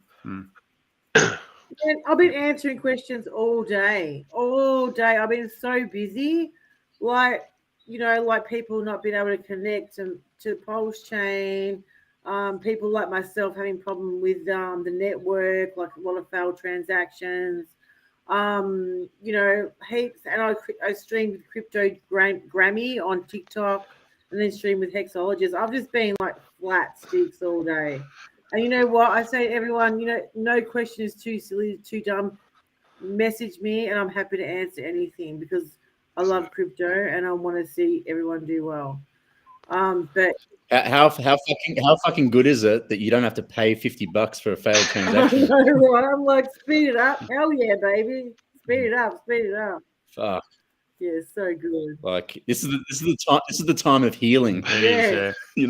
And no one's done what gas Rich fees has healing. done. No one has copied the whole Ethereum state like what Rich has done. No one's done it. That's like trying to onboard new people with those gas fees is impossible. Like, why am I paying a $50 fee for Love you guys. $100? Yeah. Wouldn't it? Yeah, they're going to be really big players for that not to bother them. Wouldn't it be great if there was a way you could transport your value in Hex across the Pulse chain? I think that's what might be coming. Well, how was the big dump today? What T-Bird, tell us about your Twitter post. You posted like they were like the T-shares, like the daily pay was like 8 Hex. The people were dumping the shit out of it. What happened there? Well, it was just the typical, as soon as there was the notification that it launched, it becomes a self-fulfilling prophecy where they everyone tries to front run the sell the news event. So it ends up just being a cascade. Everyone just doesn't want to be the last. No one wants to be the last person to sell. Self-fulfilling prophecy, isn't it? Where's the pump going to be? What's going to pump? Tell me, is it going to be P-Hex? Is it going to be PulseChain? Is it going to be PulseChain? What's going to pump? No, I just think it's, in my opinion, like the Hex pump is going to begin once Richard goes on live stream. Yeah. That's going to fuel a lot of hype because he hasn't been on stream for a long time, and now that the launch is officially here, and the documentary is also really close as well. There's so many different catalysts that could trigger it, and especially now, like we've just seen that capitulation red candle down off the launch, and now it's sort of starting to find equilibrium again. I don't see it going sideways in this range for that much for that long, really, in my opinion. Interesting. So I think it's going to steadily creep back up. I don't reckon you'll. Jexa, I've got a just can we take a step back for a second? You were talking about transporting value across chain. Were you talking about something specific? Oh yeah, just what we've spoken about before. So everyone's sick to death of ETH fees. Like it crucifies your value that people can, like literally spending hundreds of dollars to end stakes. That should be money that's going back into Hex and the community as opposed to just get burned on fees. And if there's a way where every time you end a stake, you can pick it up and bring it across to PulseChain without losing its value, that would be a pretty unique position to be in. And if we get the mechanics right, I don't see why we can't do that. There's a lot of moving. Are you saying that is a feasible, like, so that is something that's viable already? If the pools are set up the right way, like a fixed ratio pool, ratio, then you can for you can migrate your value across without hurting the price on the EHEX side. So you don't have to sell it down. So you're not punishing the price, but you can still take that value and bring it across. And if we can do that, then everyone can eventually migrate across. But there's no way of getting around like the fees for ending this. Oh no, you still but don't get me wrong, you're still gonna have to pay that. Yeah, that is what it is. But knowing that you can, once you've done that, you can transport it across, and you don't have to worry about, because even starting stakes or whatever, there's just all costs associated with it. If you can make it so that everyone's heavily incentivized to bring it across, so they're not going to lose any value if they bring it across. Why wouldn't you? Like, if you can bring it into an ecosystem where it's still got the same value, but it doesn't get smashed all the time. So if you could bring that value across to the Pulse chain, could you still use the stake function? Yeah, no, because you basically swap it into the native hex on Pulse. Oh, copy. So it's not wrapped. It's swapped to native. No, it's not wrapped. So there's a mechanism where you can exchange it 1-to-1, bring it across, don't hurt the price on ETH, end up with it native on Pulse. And remember, it's going to be really easy to do cross-chain swaps with portalx.io. Portalxswap.io. But that would be a wrapped version. Unless... Well, it's just a direct swap. It just routes everything for you and gives you the best deal. Yeah, but it can't. Can I just speak on the hex to hex thing? The OA, the OA could set that up in a way where it's just automatic. Like when it receives something from an address, like hex from an address on this side, it pays out hex to that address on this side. It could just set something up like that. That's like relatively automatic. And then there's no routing, there's no wrapped, there's no nothing. It's just like you send Ethereum hex to an address, and that triggers something that will make the hex from the OA or whatever entity is doing it send the Pulse hex to that address, that same address. So it could be something that's like that, which would not involve any wrapping or any routing or anything, just like independent things that are happening on two chains. Okay. So you're saying and that would be entity cheap. would send the same amount back that you would send from one network to the other? Is that sort of to counterbalance it? Yeah. Yep. It would be 1-for-1. That could happen. Something like that would be just super simple. The most simple way of doing it. I need more than one beer, mate. Dub Cooter says I need a beer. I need more than one beer. I haven't drunk anything all day. Yeah. But I've got to wait till tomorrow before I pick up some beers. Once I knew it was launched, I stayed sober. You gotta get on these, mate. Get on these. Get on these, mate. You're a mango junkie. Oh, yes. Sparkling water. Yes. Sparkling water, mate. I've got Sparkling the mango water. kombuchas. That's my go-to. It's adrenaline fatigue.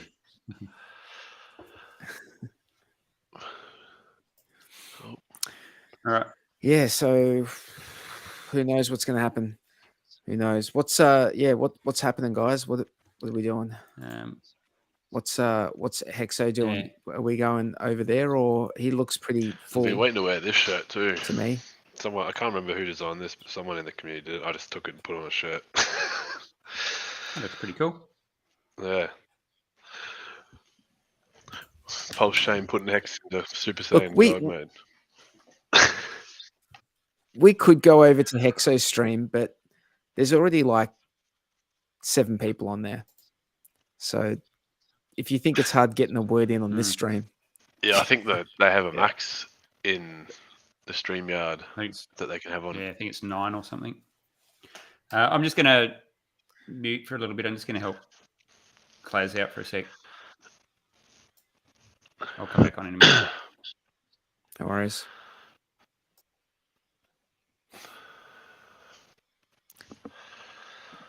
Oh, So yeah, busy day. So T-Bird, tell me, what have you been up to, man? What have you been up to the last 2 years? just smashing Twitter, haven't you? Just fucking just All over Twitter. Yeah, mate. Yeah, I try to be as active as I can on there, and just smashed through the bear and just try to keep the flame alive. When everything was going to shit in the community. Oh, you come and visited me during the bear twice. cycle. Yeah, mate. Yeah, I came up for two of Jake's fights. Yeah, I remember that. There was one. Yeah. There was one that was actually pretty recent, wasn't it? It was like just a few months ago Yeah. or something. Yep. Back in is it December? Yeah. Diamond. Yeah, the diamond fight. Yeah. Yeah. Yep.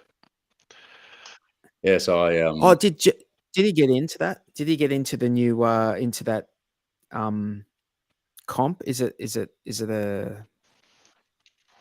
a comp that they're doing? Yeah, we're trying to get him into that one championship, which announced like our open weight world Muay Thai competition. So pretty much, anyone can join it at any weight, and winner takes all with some huge amount of prize money. That would be awesome for him, man. That would be awesome. Sorry to cut you off, T-Bird. Sorry to cut you off, mate. What were you saying? That's all good. No, mate. The last 2 years has been jam fucking packed. I've just been throwing myself into into all the crypto stuff and learned a lot of stuff and accumulated knowledge along the way, and here I am, and ready to absolutely kill it in the coming bull, and then looking forward to doing just leaving the cocoon here and start doing some traveling. In the not too Nice. distant- One thing I never asked you is how'd you get the name You have to go. T-Bird? So the full history, the full hex history of my name, it actually started. And It wasn't T-Bird. Funny because wasn't T-Bird. Sammy's the only one that still calls me by the original name that I started off with, which was T-Dog. But then quickly I saw that there was another hexagon at that time in the beginning that had a similar name to mine. So I'm like, I can't keep that. So I changed it to Red Pill Soldier for like a few weeks. And then I'm just like, nah, I can't keep that because that's just too long, and it's for branding. It's not really going to work. It's too generic. So I thought, I had this old nickname that a lot of my mates back in the day, many years ago, used to call me, and it sort of like had a bit of a ring to it, and it was just easy and for marketing and branding. So I'm like, just do T-Bird, and then I've just stuck with that ever since. Nice. So it doesn't actually necessarily come anywhere. It was just a nickname. It's good to see you. It was just a nickname that a lot of people gave me. How many followers you got on Twitter What's that, now? Sammy? You're like so famous on Twitter now. How many followers you got now? Yeah, it's kind of cool. How many you got? It's kind of cool. I'm up at 6.5K now on there. Bro. Very nice. You deserve it. That's very nice, man. Yeah, thanks. Yeah, Hey, it's been smashing. You've been in the top 10 influencers on there quite often, aren't you? You're always on Lunar Crush. Always in the top 10. Kicking it, bro. Kicking it. Hey, someone could you please provide a step-by-step guide on how to PulseChain on MetaMask and put tokens on it? Ronnie, and this is the thing I just said in the last chat. If you go to Richard Hart's tweet, he's got basically all the RPC settings that you can put in your MetaMask and swap over to PulseChain. If Hex will be the same address as your Ethereum contract address. You just search in Google Etherscan Hex, and that's exactly the same address with the 8 decimal. PulseX. If you look on my Twitter, I've got the PulseX contract address on one of my tweets. And you just copy paste that. I think it's 18 decimals. Is it 18 decimals or 8 decimals? The PulseChain is 18. Eight decimal for Hex. 8 decimals for Hex. And then And anything then that you on Ethereum, same thing. Copy from Ethereum the contract address into your PulseChain wallet. Yeah, so he was trying to add the tokens here. So have you guys seen the link that Richard Hart shared, the PulseChain sacrifice checker, and it scans tokens and adds them to your wallet automatically? Is it working? Yeah, though? yeah, How long that's does it take? Yeah, it to works. download it? Works. Yeah, it works It well. works really Does well. it? So the only query I have on that, which may be someone a bit more advanced than me, is I think I spoke to Tangent about it briefly in Spaces, but I had issues with my microphone. Could someone bring in a new token now, and then you scan through this scanner and you add that token, but it could be a phishing token? That was my only concern. Yeah, but the phishing tokens you don't even give a shit about because they're in your wallet, but you know when you've got something, right? So if you bought something, you know it's there. They're the ones that to bring over. Anything else, don't pay attention to it because it could be. Yeah, if it's a token that you know you have absolutely no affiliation with, you just don't touch it. Don't touch it. Like, Yeah, by default. so you can add it, but as long as you do not interact with it, it can't do anything to harm. Is that correct? And Ronnie Asako, you'll see when you put the PulseChain, when you put those contract addresses in, it'll ask you how many decimals, and you just pop 8 in there. It's really straightforward. Yeah, I'll just share. Yeah, that. I mean, I wouldn't even add them. Like, Just do the scanner. I mean, obviously, I don't think. Just Yeah, go to you just do the PulseX, scanner. press the little Yeah, clock, the scanner will pull up like and all it the adds it in tokens there. that should. Did you Yeah. guys go on PulseX and add liquidity and shit like that today? I did. Not boasting on it. Yeah, I did a little bit of LP, for sure. Nice. Yeah, I haven't done any LP yet. I'm slightly bullish on incentive token. Same Personally. T Yeah, I'll post. Yeah, this link. Yeah, where can I post it? Oh, do you want to post that link? in the chat. Put it in For the the chat. for the token scanner.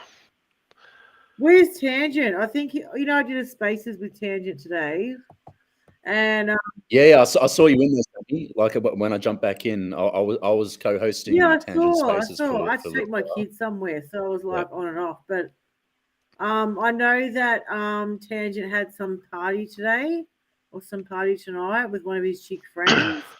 So that's probably why he's not here tonight. He'd be spewing because he. He did say he told me on the Spaces that he's definitely keen to make it on the stream here tonight. Yeah. So he is going to make it If you, for sure. I heard that as well, but I'm I've seen not, the video. Has anyone else in chat got any questions? Like seriously, no questions are too dumb. Don't be afraid to ask. If you're having problems, getting on a PulseChain, yell out and chat. And I'm happy. I'm sure the guys are happy to answer any questions. We want you to be winners, so pop them in. Don't Google the answers. Yeah, Don't Google the want to go to a questions. scam page. Smarter than You will Google, get bro. all the wrong answers if you Google them. You'll get all the wrong Richard Hart answers, is and smarter than Google. It's not going to be on Google. Have you guys been noticing that the ETH gas has been consistently lower than it has been since Pulse launched? Vitalik stuff. I've been noticing ETH gas. It's been like. But you know what I've noticed It's about been Vitalik is he's a bad actor. in the 30s and 40s. He pretends he's going to bring down gas fees with, this recent upgrade. These couple of recent gas never went down. Gas went up, especially for Hex. So thank God for PulseChain.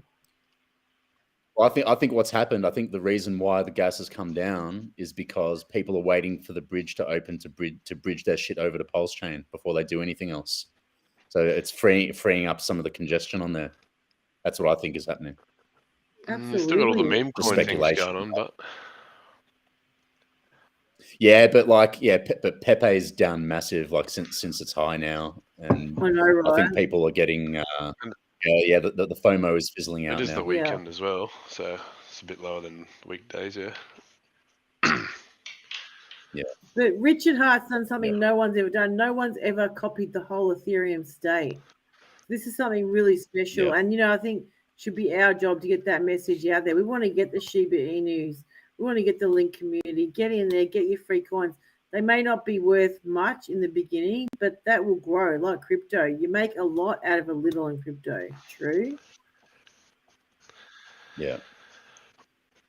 Well, I'm going to be one of the things I'll be potentially doing, which I'll be strongly considering doing, is as we get further into the ball, and more and more attention starts to flood into PulseChain, I'm probably going to want to hit the road and do a full. One of the things I want to do is scale the entire coastline of the country, and do sort of similar to what the Germans did. Not necessarily set up maybe not conferences and stuff like that, but just sort of just wing it and just and make it like a whole full trip around the coastline. Well, come visit us in Melbourne. That sounds awesome, Tibbo. Meet up with Hexicans around the country and put Hexico on the map in Australia. You'd that love would be it an in awesome experience. America. You guys would all love it. You would love it. Like, you go over there and you're like a freaking star. They just love you so much. They embrace you, and you go to a foreign country, like everyone's your friend. Like, you guys will love it. You got to get over there sometime.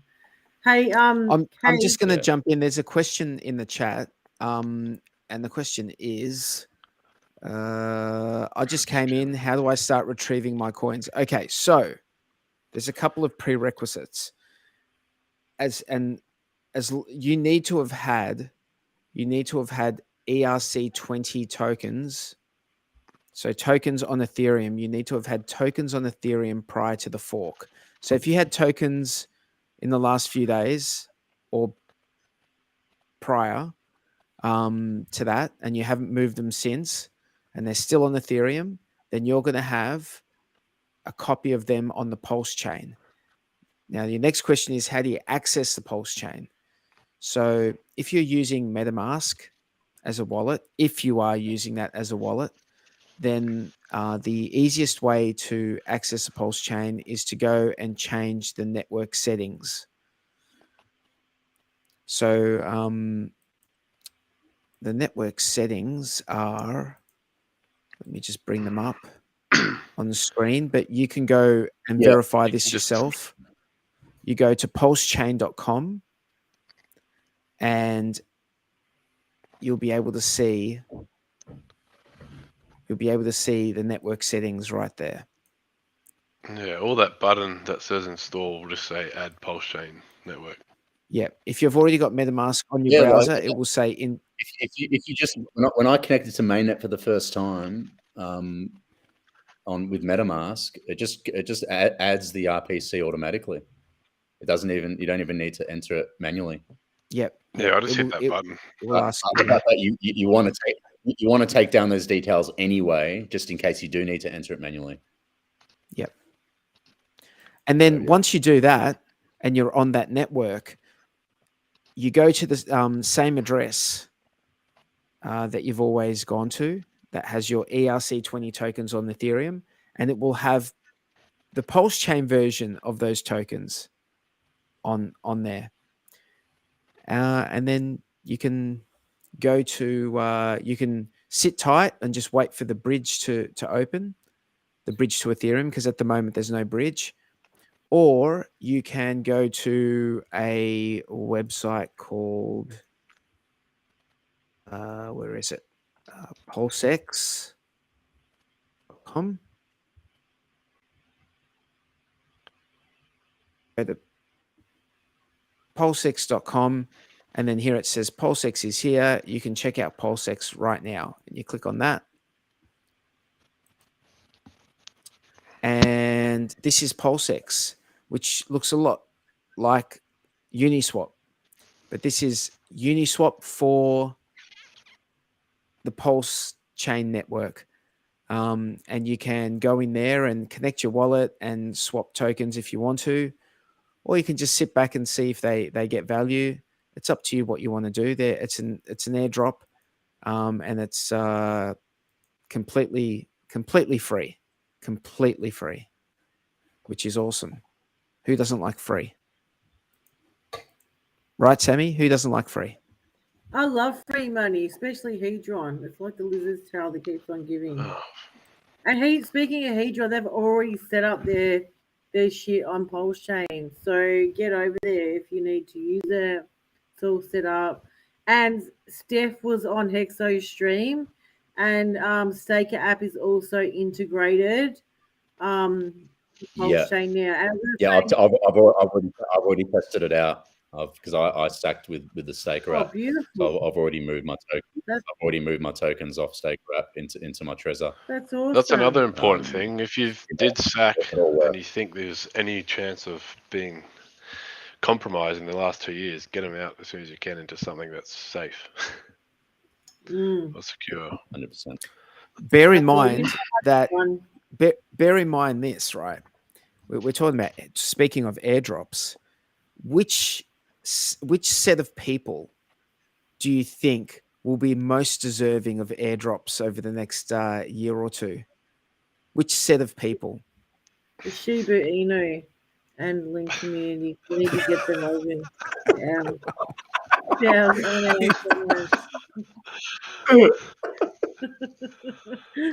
know that was a dumb question. All the Pepe bros deserve it.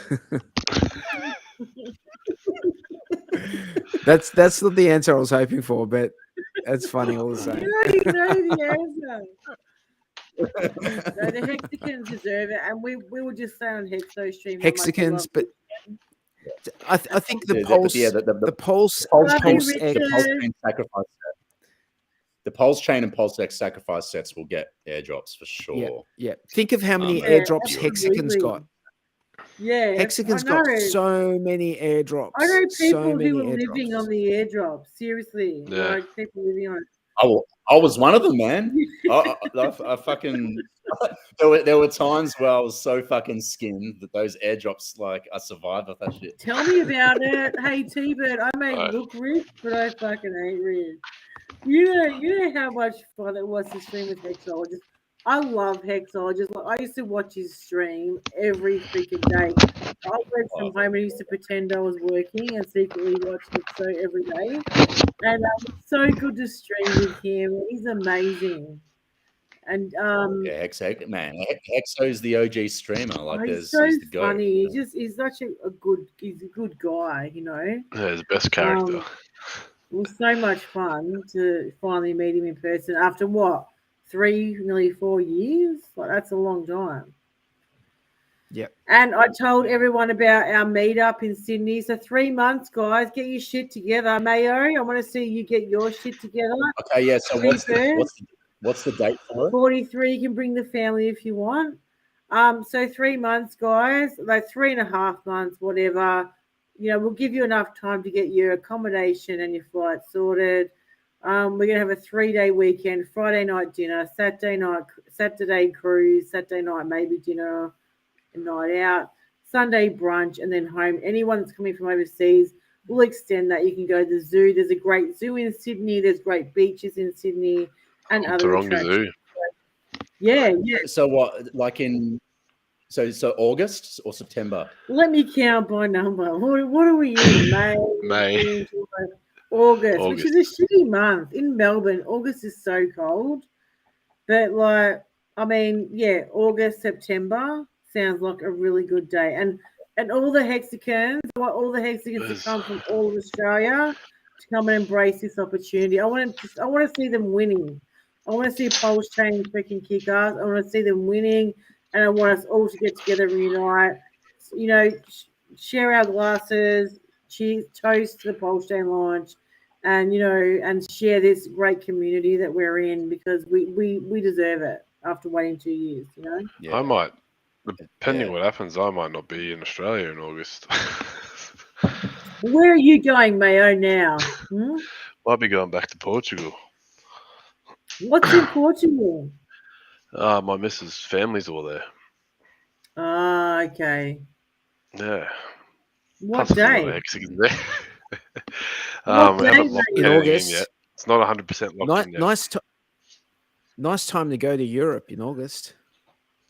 And there are a lot of hexagons in Portugal Yeah. too. I hit some of them up. Yeah, I've already hit Famous up.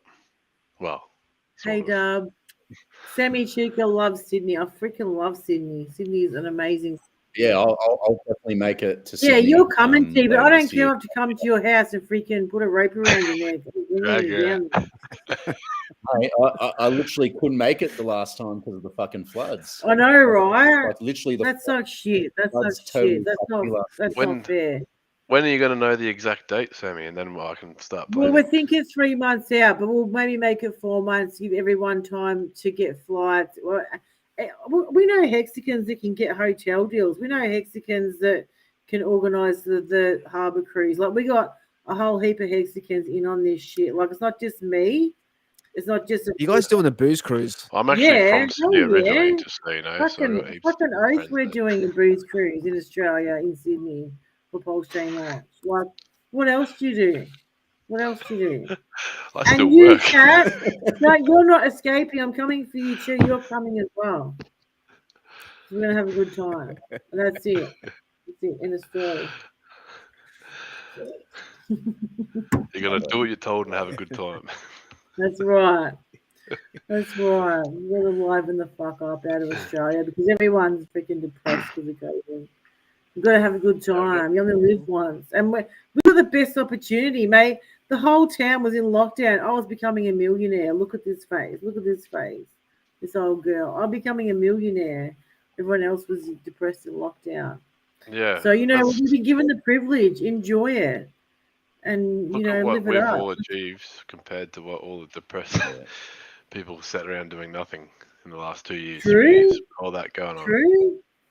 It's so true. You know, you got to grab it by the balls and enjoy it. That's what it's there for. Where's Jexter? I'm going fucking all out. I'm going all out this bull cycle.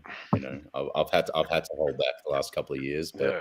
there's no holding me back in the next couple of Yeah. years. That's for sure. Yeah, you're I'll be the coming for same. sure. T-Bird, I you haven't have to just- come down and grab your balls. You're coming. See, it's not just crypto that I've gotten good a at friend- since Richard Hart. It's like my business and everything else. All my money and income has become greater by following Richard Hart's Skyvive and what do you call it? Advice. He's amazing. He's such a beautiful Yeah. human being. You know, can I just say that everyone, you know, I need your attention right now. I don't know if you saw Dipcatcher's tweet. So Hex 19 was hacked in a brutal attack. He was a big player in Hex. He got hacked for $500 million and he sacrificed in the same address. Now, Richard Hart made the time to make sure that his sacrifice of PulseChain went to another address so it wasn't going to scammer. Like, this is why I love Richard Hart. Like, he cares about the little guy. He cares about these people. He cares about everybody. And that's why I Yeah. love him so much, you know. So, Richard Hart, I love you so much. And that's amazing what you've done. And, you know, and I love, okay, I personally know Robin, who's HexDex's daughter, but that's big money. $500 million is big money. And I want to see them freaking kick ass. So, love you, Richie. Hey, I got a text message from a friend with a screenshot of Richard Hart's tweet that said the PulseChain mainnet is live now, and underneath is written, "So are we rich?" So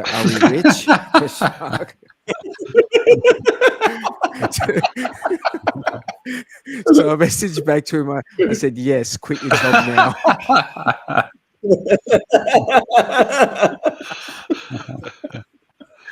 Awesome. Enrico, love it. Oh, I love this shit, man. I love it. So, Sammy, we So did you sort it out? Just my mere presence corrected it. I didn't even have to do anything. We need to have a chat about this date, Sammy, because I think I might be out of the country as well. Shit, Jack. Where are you going? I'll be over in Europe, so Oh, you lucky bastard. Where are you going? heading late June, and I'll be there till August. August. Yeah. So if All we right, can push look, it back, if let's- we can push it back a Nice. little bit, that'd be nice. Then Aussie everyone can- Mexicans. Who wants to aim for September? Weather's not even in Melbourne. The weather is half decent in September. In chat, if you want September, let us know because we can do it in September. I'm easy. You all know Yeah. that. Yes. September. And I've Yeah, got two September. big Starting to days. warm up again. Yeah, Sydney for September is fine by me. I don't want to throw a spanner in the works. I'd love Queensland that time of year, but hey. Yeah. Sydney is beautiful. You don't realise how nice it is Yeah. in Sydney. Like, Yeah, they no, get my bro lives beautiful there. weather. Yeah. I know Sydney. Yeah. Have you been to Sydney before, Jackson? Yeah, my brother lives there, so I go there. Yeah. with him. You know how beautiful the circular quay Oh yeah, is. no, in the yeah. city? Oh, it's awesome down there. Yeah. Yeah, no, it is. But you It's a know good what? spot. We could do Sydney Harbour this time, and then we'll do Surfers Paradise next time. There's going to be more. You know, Sydney's just the first because there's a lot of Sydney Hexicans. There really is. There's more than Melbourne is. Yeah. I reckon. They're gonna I have- reckon the Perth crew would outnumber the Sydney crew. Are we gonna have a Really? challenge? Are we gonna have a state of origin Yeah. of Hexicans? Oh, Are yeah. Well, we? you know what, Yeah. Jex? We're going to count on you and I've Shannon got- to get the message out. You guys are all delusional. You are I all want to go to delusional. Perth. I've never Melbourne been to Melbourne Perth. Hexicans What are a I good shit. reckon we need to. excuse to I reckon go we to need to do a We poll. have- We need to settle this. We've got Hey, how about we just take it into the Hexican fight ring? I really want to get over to Perth at some point. Same here, Yeah, Jex. Hopefully by the end. Yeah, we So- should I've have never been. at least one. Like plan it well ahead. Actually, a summer event in Perth would be awesome. That's when Beautiful. Perth. Yeah, that's when Perth's at its peak. Just all the beautiful beaches. I've been to Perth, but Yeah. I've never left the airport. That would have been a Many pretty times. sad outlook on Perth because our airport is shit. Yeah, I had to sleep there on the floor. That's Yeah, bad. there might have been a vending machine or two that were open so you can I get am a feed as well. too Have you seen them little sleep cube things they got there? I No, tried I've never one of had them that. out. They're like little sleep pods. Well, what I would like to do with PulseChain is time the Melbourne Cup. If you've ever been to Melbourne Cup, it's the biggest fucking piss in fucking Australia. I'm originally from Melbourne, and I've done the Now, Melbourne the Cup Melbourne Cup is many times. awesome. It's the best piss up ever. I and you get to look can't great. go. I can't go. That's my hay fever is fucking wrecked. down Really? there at Well, that time of year, I so will I can't- supply the Claritine That's- Off personally. Belfast. When I'm rich, I'm going to hire the cubicle and get all your asses down to Melbourne. It's okay. It's going to be a toss up between the Grand Prix or the Melbourne Cup. So you can decide. But I'll be All I got out of that- transporting all you guys down to Melbourne for that event just so I can have fun.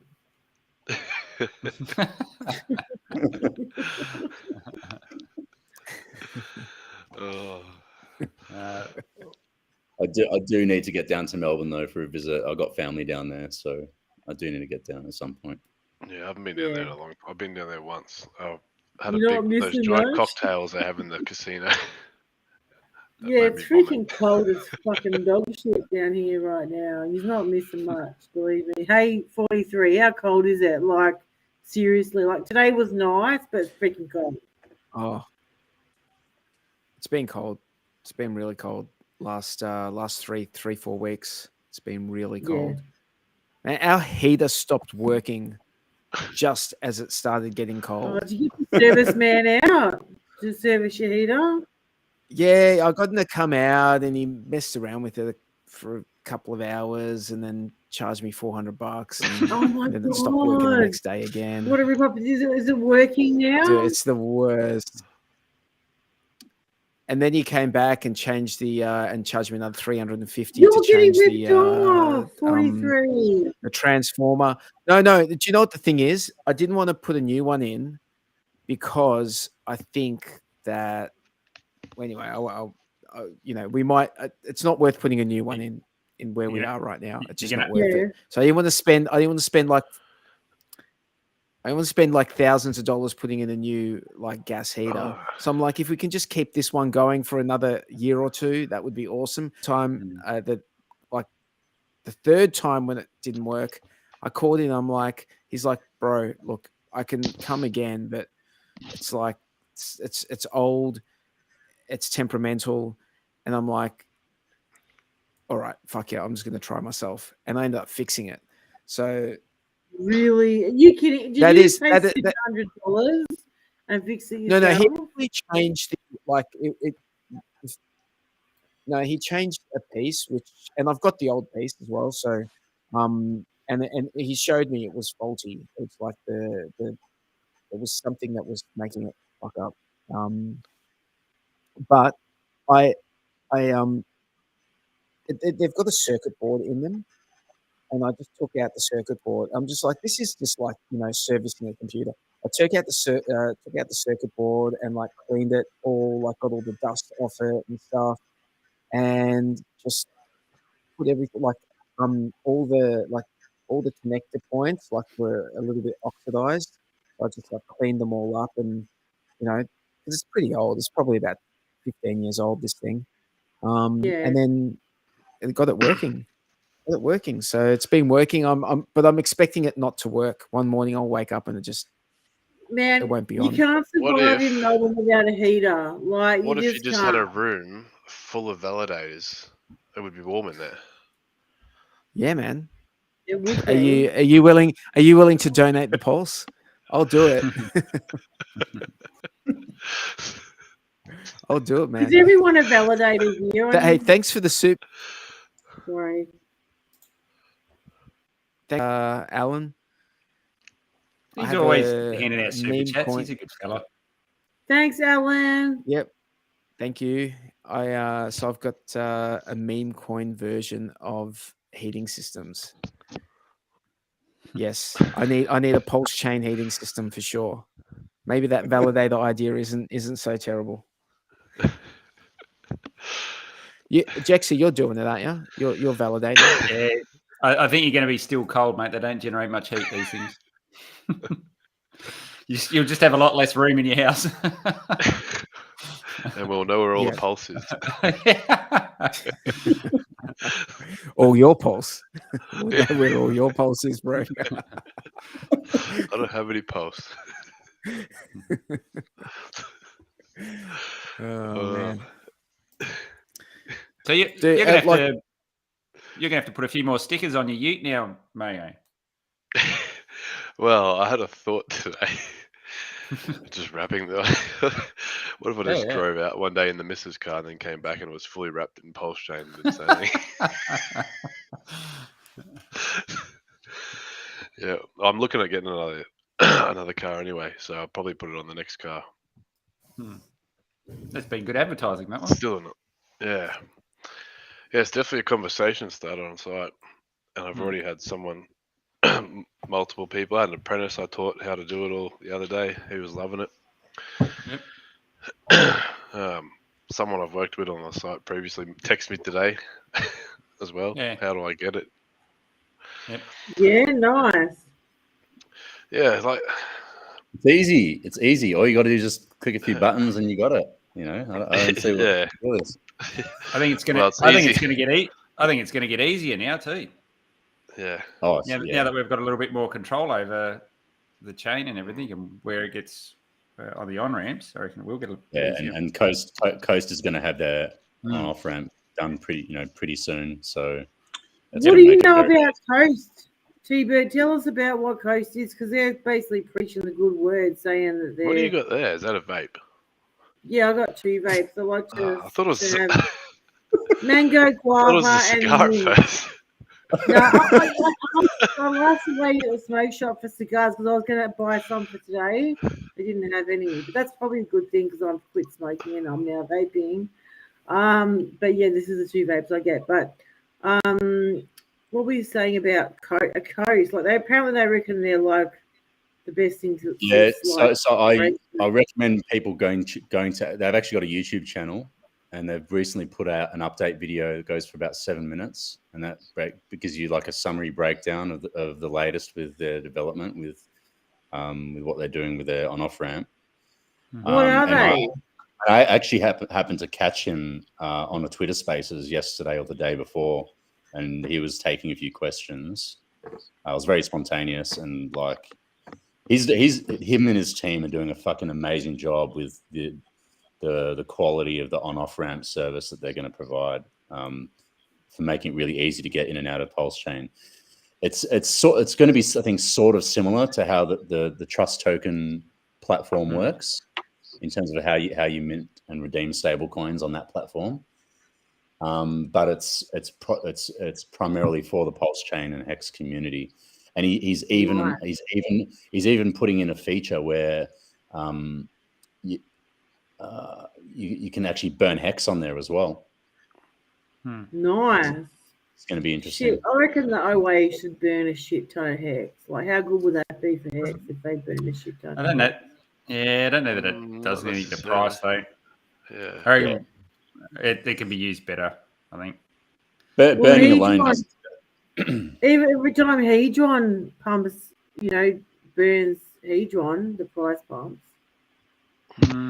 Yeah, don't know. It's not pumping right now. Maybe you should burn some. Neither is Hex price. Neither is Hex price, bro. Like, he just needs to burn some. I can't burn some wait Hex to as see well. the Then Hex price. On the let's other just have a side, big bonfire. I want to see it go up, man. My bag's just freaking sunk. It's very much a big payday sort of feel about it, isn't it? Definitely, that's a fork. Like I did a stream today on TikTok with Cryptogrammy, right? And she had this guy in crypto come and goes and like, how's your Hex bags going? Like, obviously he was a Hex hater, and this is public. And I said, yeah, they're going great, mate. He goes, yeah, I see that Hex price dumped right out. I said, well, that's what you can expect on a fork. On a fork, or a stock split, you will see it go right down. But we don't know the price on the other side. And when he left the stream, he said, have fun with your Hex, girl. I'm like, yeah, whatever, bro. People Speaking like of that. the Hex haters, did you see, check Telegram 43, did you see the picture I posted of the apology? I've Yeah, got so many messages on Telegram. From man, I follow like people, like accounts on Twitter like a hawk. Like I'm always tracking like all the different people that have come and gone in and out of the community over the years. And he's one of the people, man. He was fucking railing on Richard and the community. Who is this? B-Bird? What's his name? Motion Mark. He's the Motion Mark. He was the founder. He was a Hex lover. What happened to him? Yeah, well, he launched his own project. He launched his own project called Kira, an NFT project. Cool. Yeah. And yeah, he got savage. Did he to Richard? And Richard doesn't deserve that shit. This is what I hate. How these people are best friends. Yeah, love Richard. all these people are going to come crawling back and issue the apologies. And was it ever try to suck up? Was it ever in doubt that this was going to launch? Did any of you guys ever have any doubt that it was? I never did. I never doubted. I thought it would launch, but I thought to myself how funny it would be if it didn't. Like going to America for a Hex conference, for a PulseChain conference, if it never launched, like it'd be hilarious. But I've always loved Richard, and you know what? Like he like I can't stress enough how much of a good guy he is. Like he really is doing good things for the world, and so many people hate him. And even on Cryptogrammy stream, she goes, people either love Richard or hate Richard. She loves Richard, and she's going to do a stream with him. I said, I'm looking forward to seeing that stream because Richard cares about the little people. He's, he may dress in his cute fashion, but he cares. He cares about little people. Jexa, not only have I never doubted that PulseChain would eventually launch, apart from like this type of scenario, I thought to myself, if something were to happen to Richard, like if he was to have like apart from that sort of scenario, I thought he's definitely getting it done. But not only that, I've I've been on the phone to multiple people who that I know that sacrificed, and like laid out to them like step by step why it is absolutely so unlikely that Mm. he's just scammed everyone for money. It's like absolutely so unlikely that Yeah. is the case for this reason. And I won't go through them now because I've gone through them on stream with you guys. Yeah. Like, was that many, because many they times. were? So did you have to do that to put them at ease, or? Yes, yeah, I had to do that, but like Really? multiple conversations. Yeah, because they're not crypto people. They're not crypto I guess, people, and yeah. they sacrificed 2 years ago, like a year and whatever, almost 2 years ago, and I've had to put them at ease because they're like, we did this like 2 years ago, like we thought it was going to be a few months. You know? 2 years in crypto sounds like a long time, but if you invest in any sort of startup outside of crypto, fuck, you're talking 5 years for shit like this, right? To get sort of returns on if you're an early investor and things like that. Yeah. So, yeah. I guess their expectations, and I mean, they're not expectations that I gave them by any stretch of the imagination, but their expectations were that they thought it was going to be 3 or 4 months.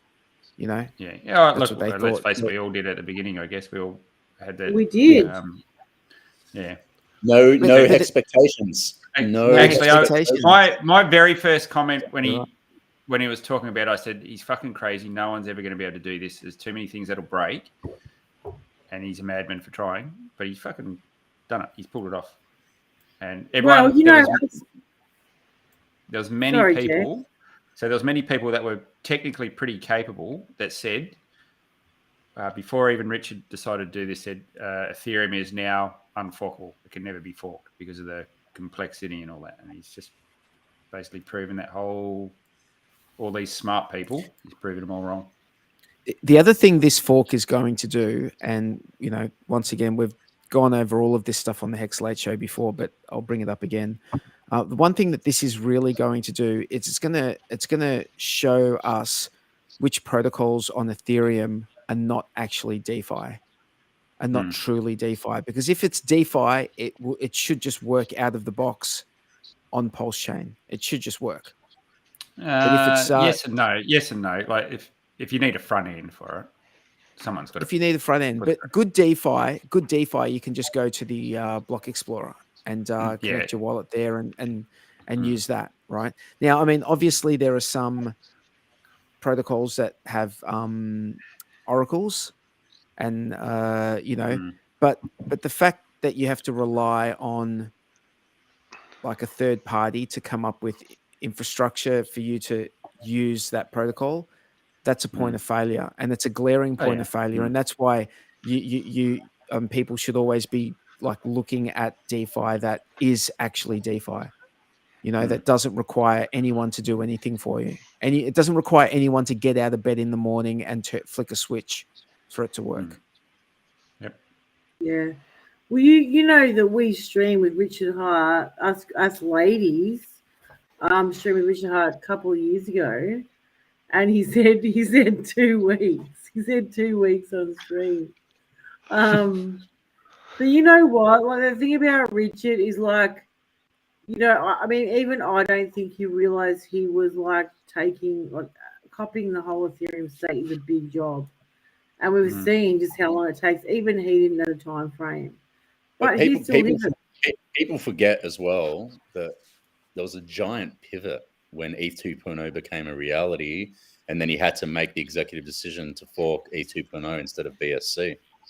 So from a technical standpoint, it hasn't taken as long as people are saying that it's taken. It's actually only since mid-September.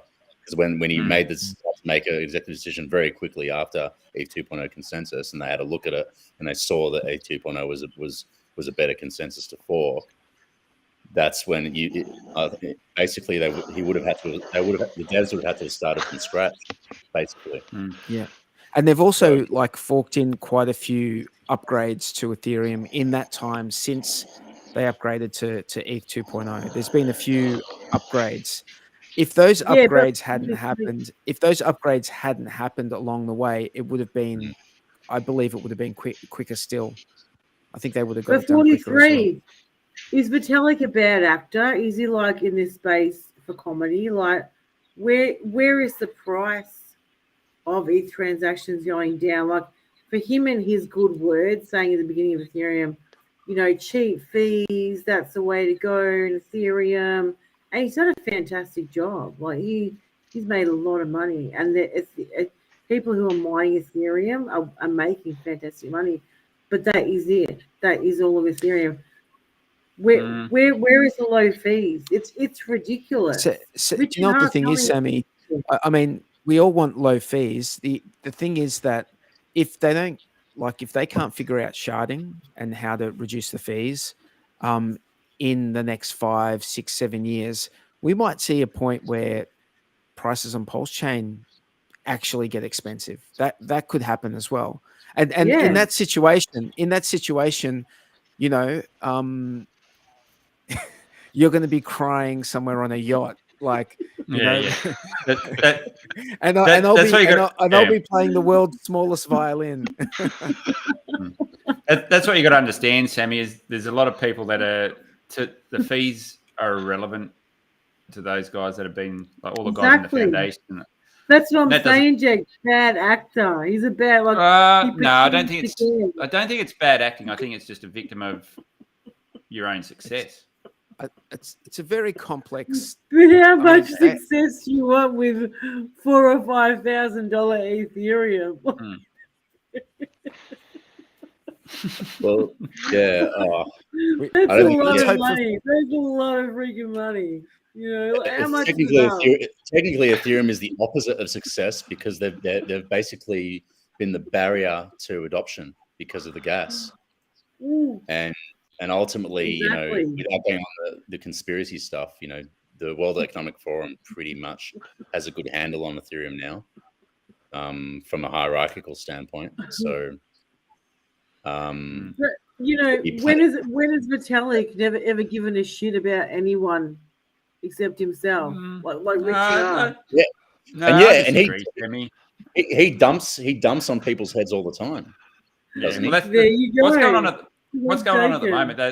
Are they dumping at the moment or something? I know they shifted a heap to an exchange. Yeah, he did 5. Wasn't it 5 and 15,000 ETH? I think the foundation done a heap, didn't they? Yeah, 15,000. Can I ask you guys, what do you think? Like in 2.5 years, Ethereum did a 10,000x, right? So, what do you think PulseChain is going to do in 2.5 years? This is what I think. I think this is what I think it's going to do right here. Is that tickling my ball sack? I want to tickle too. Not for all the money in the world, mate. What about for all the pulse validators? I have to think about that one. I have to sleep on it. Well, Richard Hart seems to do it. PulseChain can do exactly the same as Eve. 14,000x, 10,000x would be good enough.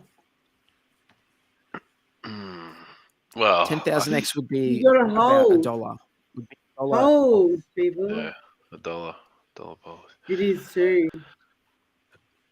I suppose it depends on the adoption, doesn't it? How long can all these diamond-handed people hold the X's?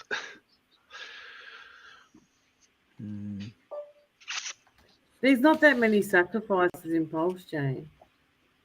Yeah, was it 41,000 wallets? But how many are the same person? Wallets. Well, I'm right? 6 or 7 of those wallets right there. So, you know, like I'm a Hexagon. I like AIRDROP, so I'm gonna obviously sacrifice for a lot of wallets. I reckon by the time we get to the euphoria of 2025, top of the bull, this coming bull cycle, anyone at that point it is going to greatly diminish the people that care about Ethereum by that point, and they're probably going to rotate, like whoever does manage to, make some gains at the top there, are going to rotate it all into PulseChain by that point.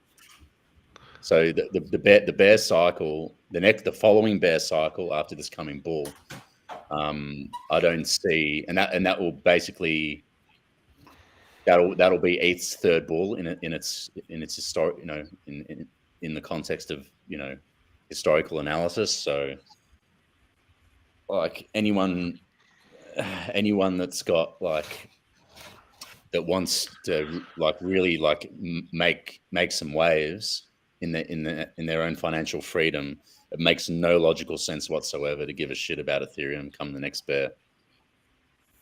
That's just my take.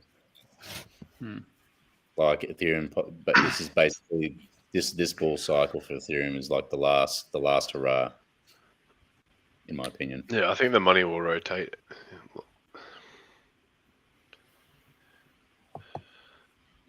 But then there's going to be a lot of new money coming in.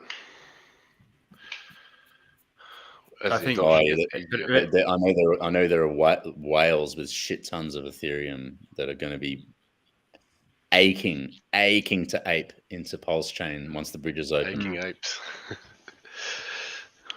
They've all got blue balls. I mean, waiting to. They're going to FOMO hard. Yeah, I mean, how many of them doubted at the start, and then when they see it actually working, they're going to go, "Well, fuck, I better get in now." No, it's been interesting to watch the whole influencer scene change over the last. Rotate the narrative. Yeah. They're all gone into pump their bags mode. Yeah, they weren't talking about PulseChain when they were sacking. I can tell you that. Yeah, no, that was pretty low key. I think they might have mentioned it, but not really promoted it that much. Now it's like Ivan. It's a daily thing, and Ran. I mean, he just done a big stream on it as well. So I think old BitBoy was too busy pumping his frog coins and whatever, so he's back to his old habits. I think now that Ivan and Mason have come out and just emphatically, supported it, the rest of them are just basically just jumping on the bandwagon. No, it's always going to be the way where the very cliquey little group, and you need someone's got to step forward and take the slings and arrows, and then when the heat dies down, everyone can then start gradually talking about it without the second or third people. They're not going to get as hammered. It was always going to play out like that. Yeah. And I think we're still seeing that with Hex as well. Like that's had a harder journey to try and get more acceptance now because of the amount of heat it got at the beginning. But that'll change as well. I think new people coming in to PulseChain and they start seeing that asset on there as well. I think they'll rotate into Hex as well on there, and it won't be as seen as dirty. What I hope to see is that parity between EHEX and PHEX is found much sooner than people expect. And what's probably going to happen, what I'm hoping and what I think will also likely happen is everyone's going to ape into Hex on PulseChain, and that will because of liquidity bonding, that will drag Hex on Ethereum up with it. Yeah. What I like about what you just said then is there's no doubt in your mind that parity will be found. It's a matter of time. Yeah, because it just ARBs. There'll just be that ARB that, and also there's the APY ARB between them as well. I don't reckon how that plays out. I reckon that'll get equalized. Yeah, I do too. I agree. Mostly because as the amount of people, the less people that come into Hex on Ethereum to stake, the higher the APY, the higher the APYs will be. I've got a slightly different theory, and I don't know whether it'll play out like this. If we go back on you want a mechanism where you can take your value of your existing EHEX and put it into a better environment where it's treated better on PulseChain. So if you make that happen, then people take their EHEX, convert it into PHEX or into the native hex on PulseChain and take it across. So then you end up with less people staking on Ethereum, which means higher APY. Yep. But there's an entity that can reduce that back down. So because what you don't want to do is let that APY get too great. Too much. Yeah, because then it'll take value from PulseChain back across where you don't want it. So you want to encourage value to move over to your chain. That's right. Nice That's a good point. So you're postulating that the OA may increase stakes on the Ethereum side to reduce the payouts. If you wanted to encourage value to migrate to your thing, what would you do? That's an easy I'll way do to that.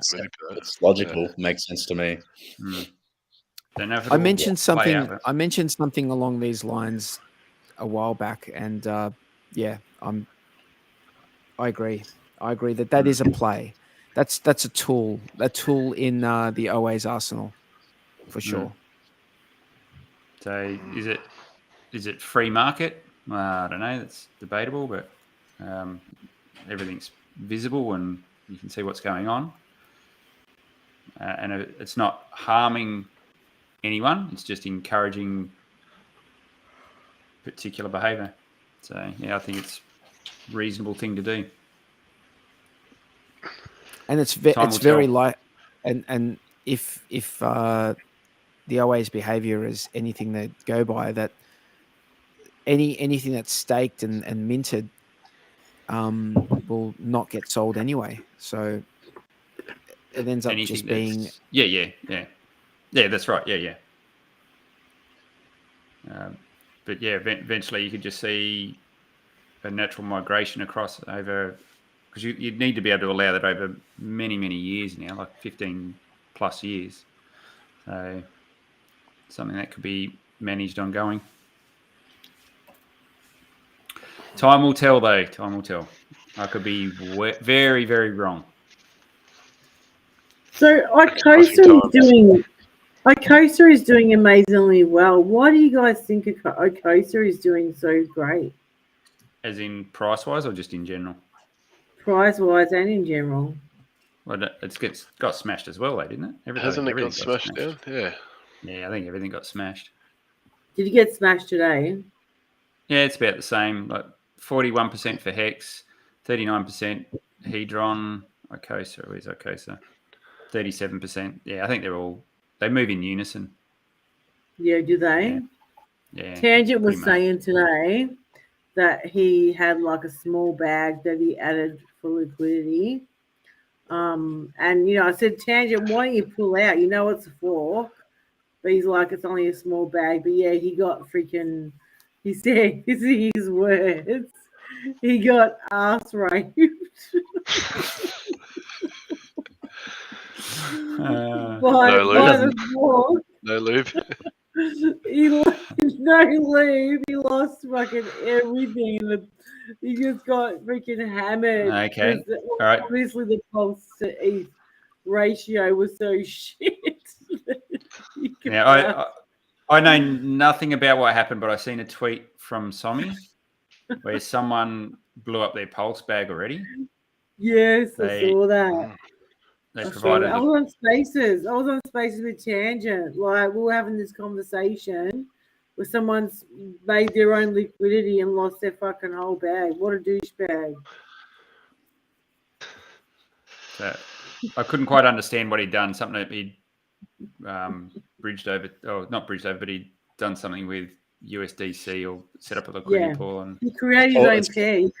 He created his own liquidity and sold against himself. So he fucked himself. Yeah, why? That's what I don't get. Why would you sell against yourself? This is why, Jexter, because people don't understand that side of called financial Darwinism. That's what it's called. Financial Darwinism. I don't know what he was expecting.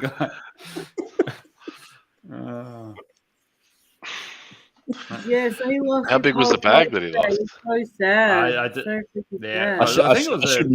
I should meme it. I might actually meme that. I'll have a look and see what it was. It was a substantial amount, I think. Have you found it, or is this? I don't know how much he had. Yeah, it was a Somi one. Your friend Somi tweeted it today. If anyone, he's all our friend. Sammy, he's all our friend. Yeah, he's all our friend. But my phone is is dead for the second time today because I've been answering that many messages about PulseChain. Like I've got no idea of it. I'm not sure if it tells you how much. It doesn't say. Yeah, it doesn't say an amount. Doesn't say how much, but yeah, he basically sold against himself and fucked himself over. Yeah.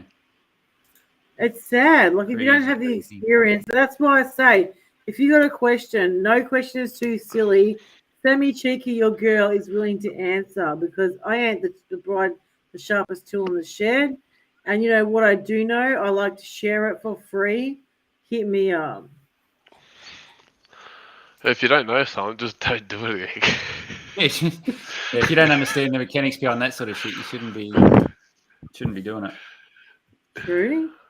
Nice. Are you talking that guy who did the liquidity pool thing? Yeah. Yeah.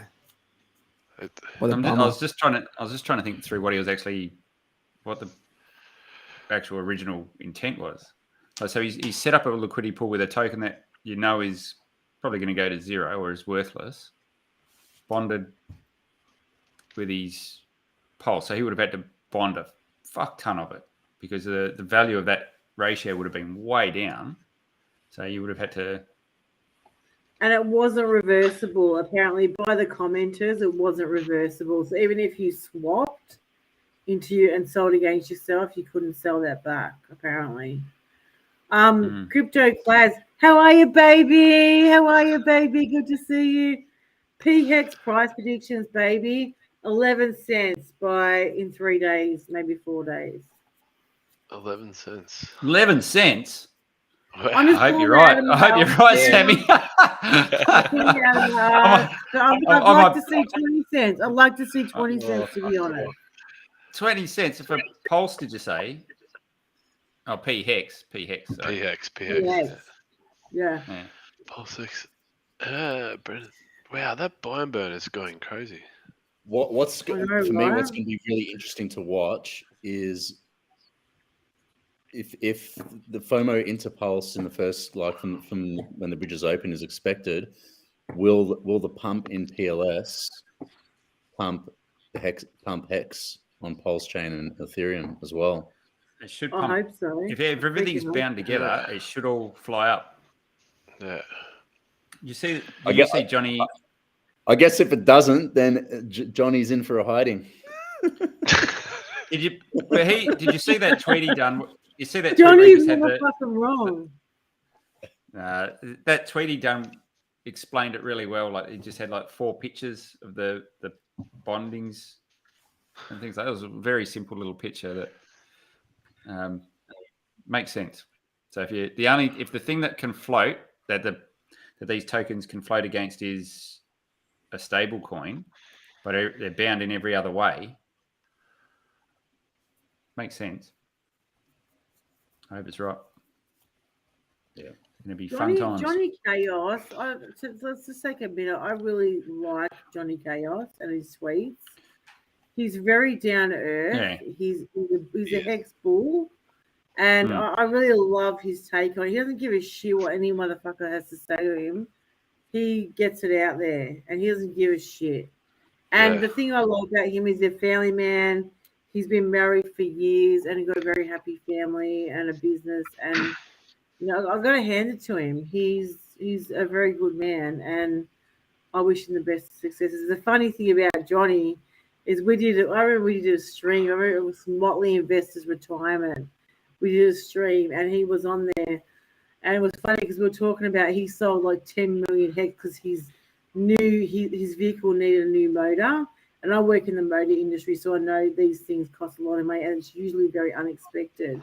So he sold 10 million Hex for this motor in his car, and I'm thinking the same thing. I looked at my experience, thought of his experience, thought, shit, like, selling Hex so cheap for something so simple, and then that Hex would have been worth like $5 million,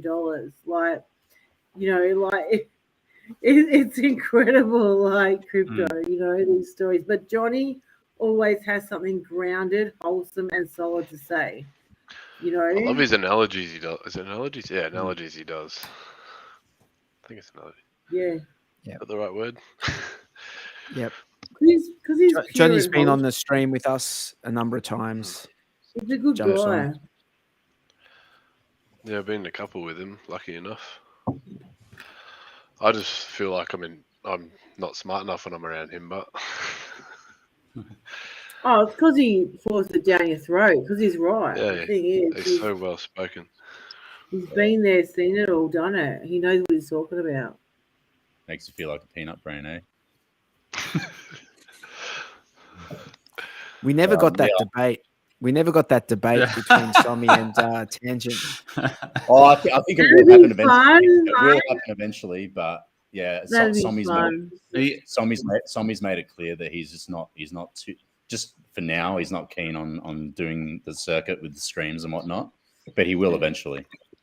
And I think Somi's he's got just his own niche. Somi's got his own niche, and it's awesome. I love Somi. Do you think that now, like since PulseChain has launched, now it's sort of like the debate is not really relevant. It's no longer relevant. I can't even remember what the debate was going to be about. It was about whether. Look at T-Bear's mug. T-Bear, show him your mug. That's so freaking cool. I fucking love it. That's Tears awesome. of Hexators.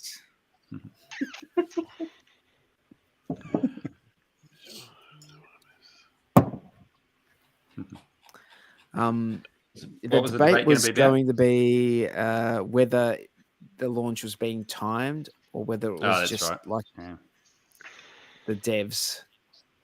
The devs doing what they do. Which side were they each taking? Somi was on the timing side.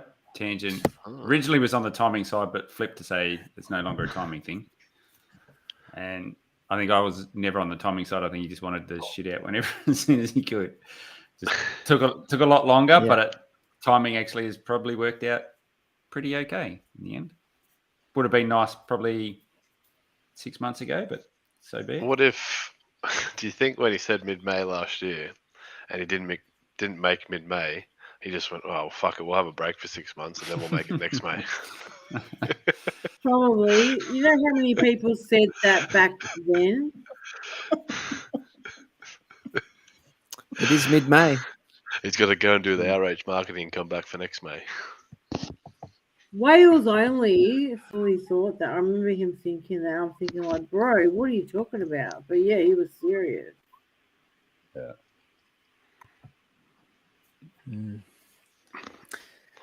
Hey guys, I don't know how much longer you guys are thinking of streaming. We're about 8 minutes away. 8 minutes away from 3 hours. I say we hit the 3 hour point and then we call it a night because I'm yawning every 10 seconds. Yeah, you look shattered, man. You look like you're about to drop off. Dude, I've been up since 5 o'clock, man. It looks like your eyes aren't even open at this point.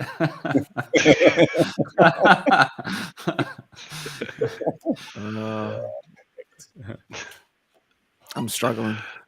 Yeah, I think the good thing is I think we're going to have there's going to be no shortage of good content to talk about on future streams on the Late Show because we're just going to keep seeing more things unfold each week. I reckon once we get into the zone.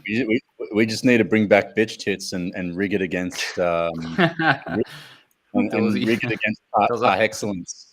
Yeah. So that he can't win. Start a segment and like 1 week pick a furu that I don't know, furu of the week that now they've been proved wrong or something, or apology of the week, or that's nice. That's a good idea. Narrative change or something.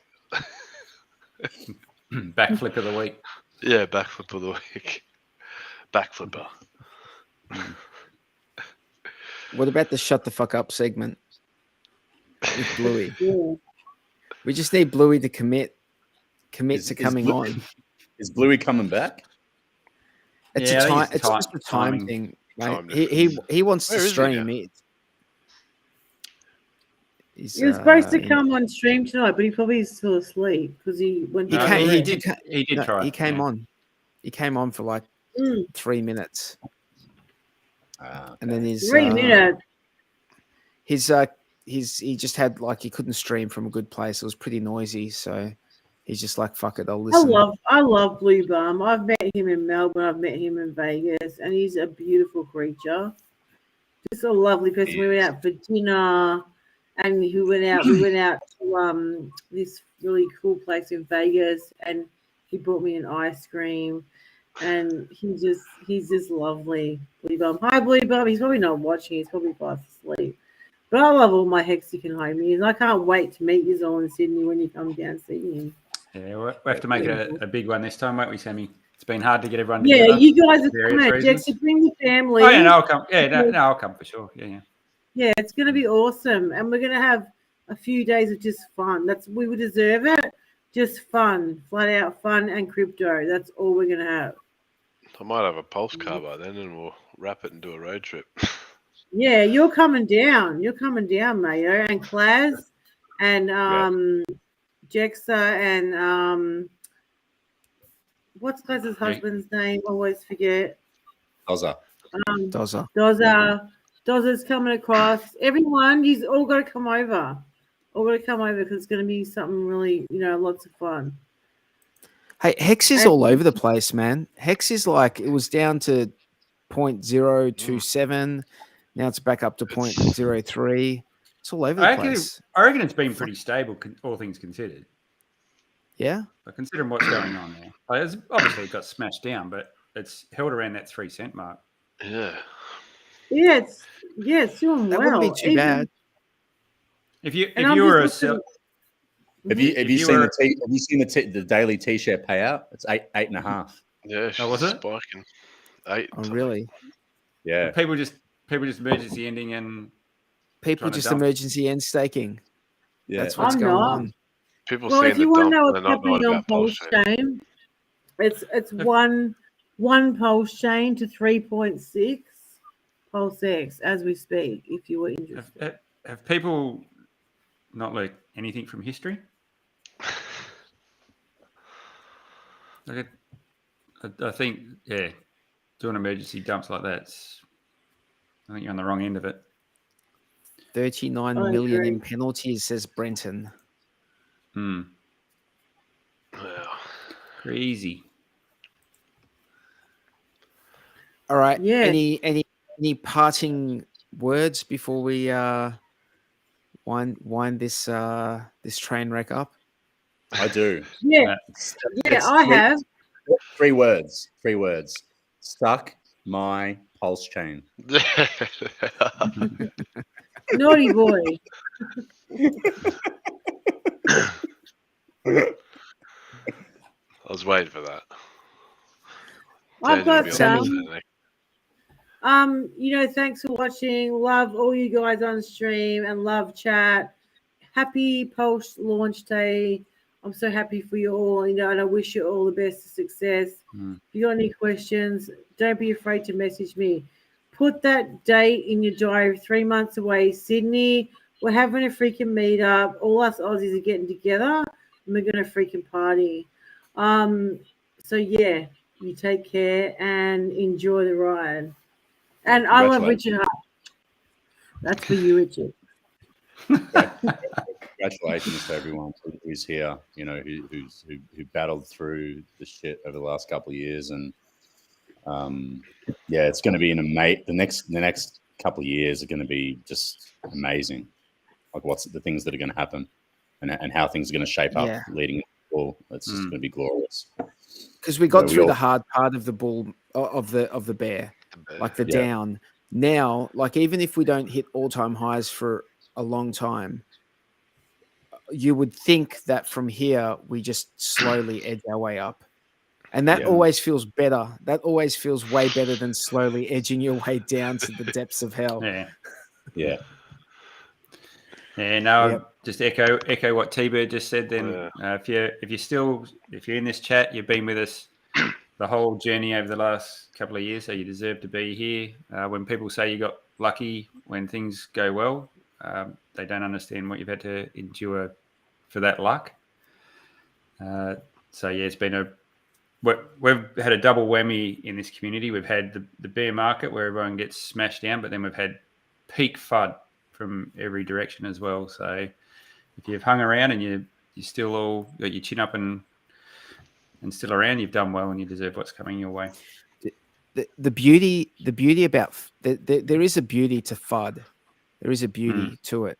And the beauty is that if by chance your token and community survive and continue just to march on forward through that FUD, it just makes a community stronger, and it makes like the whole ecosystem around that around that token stronger.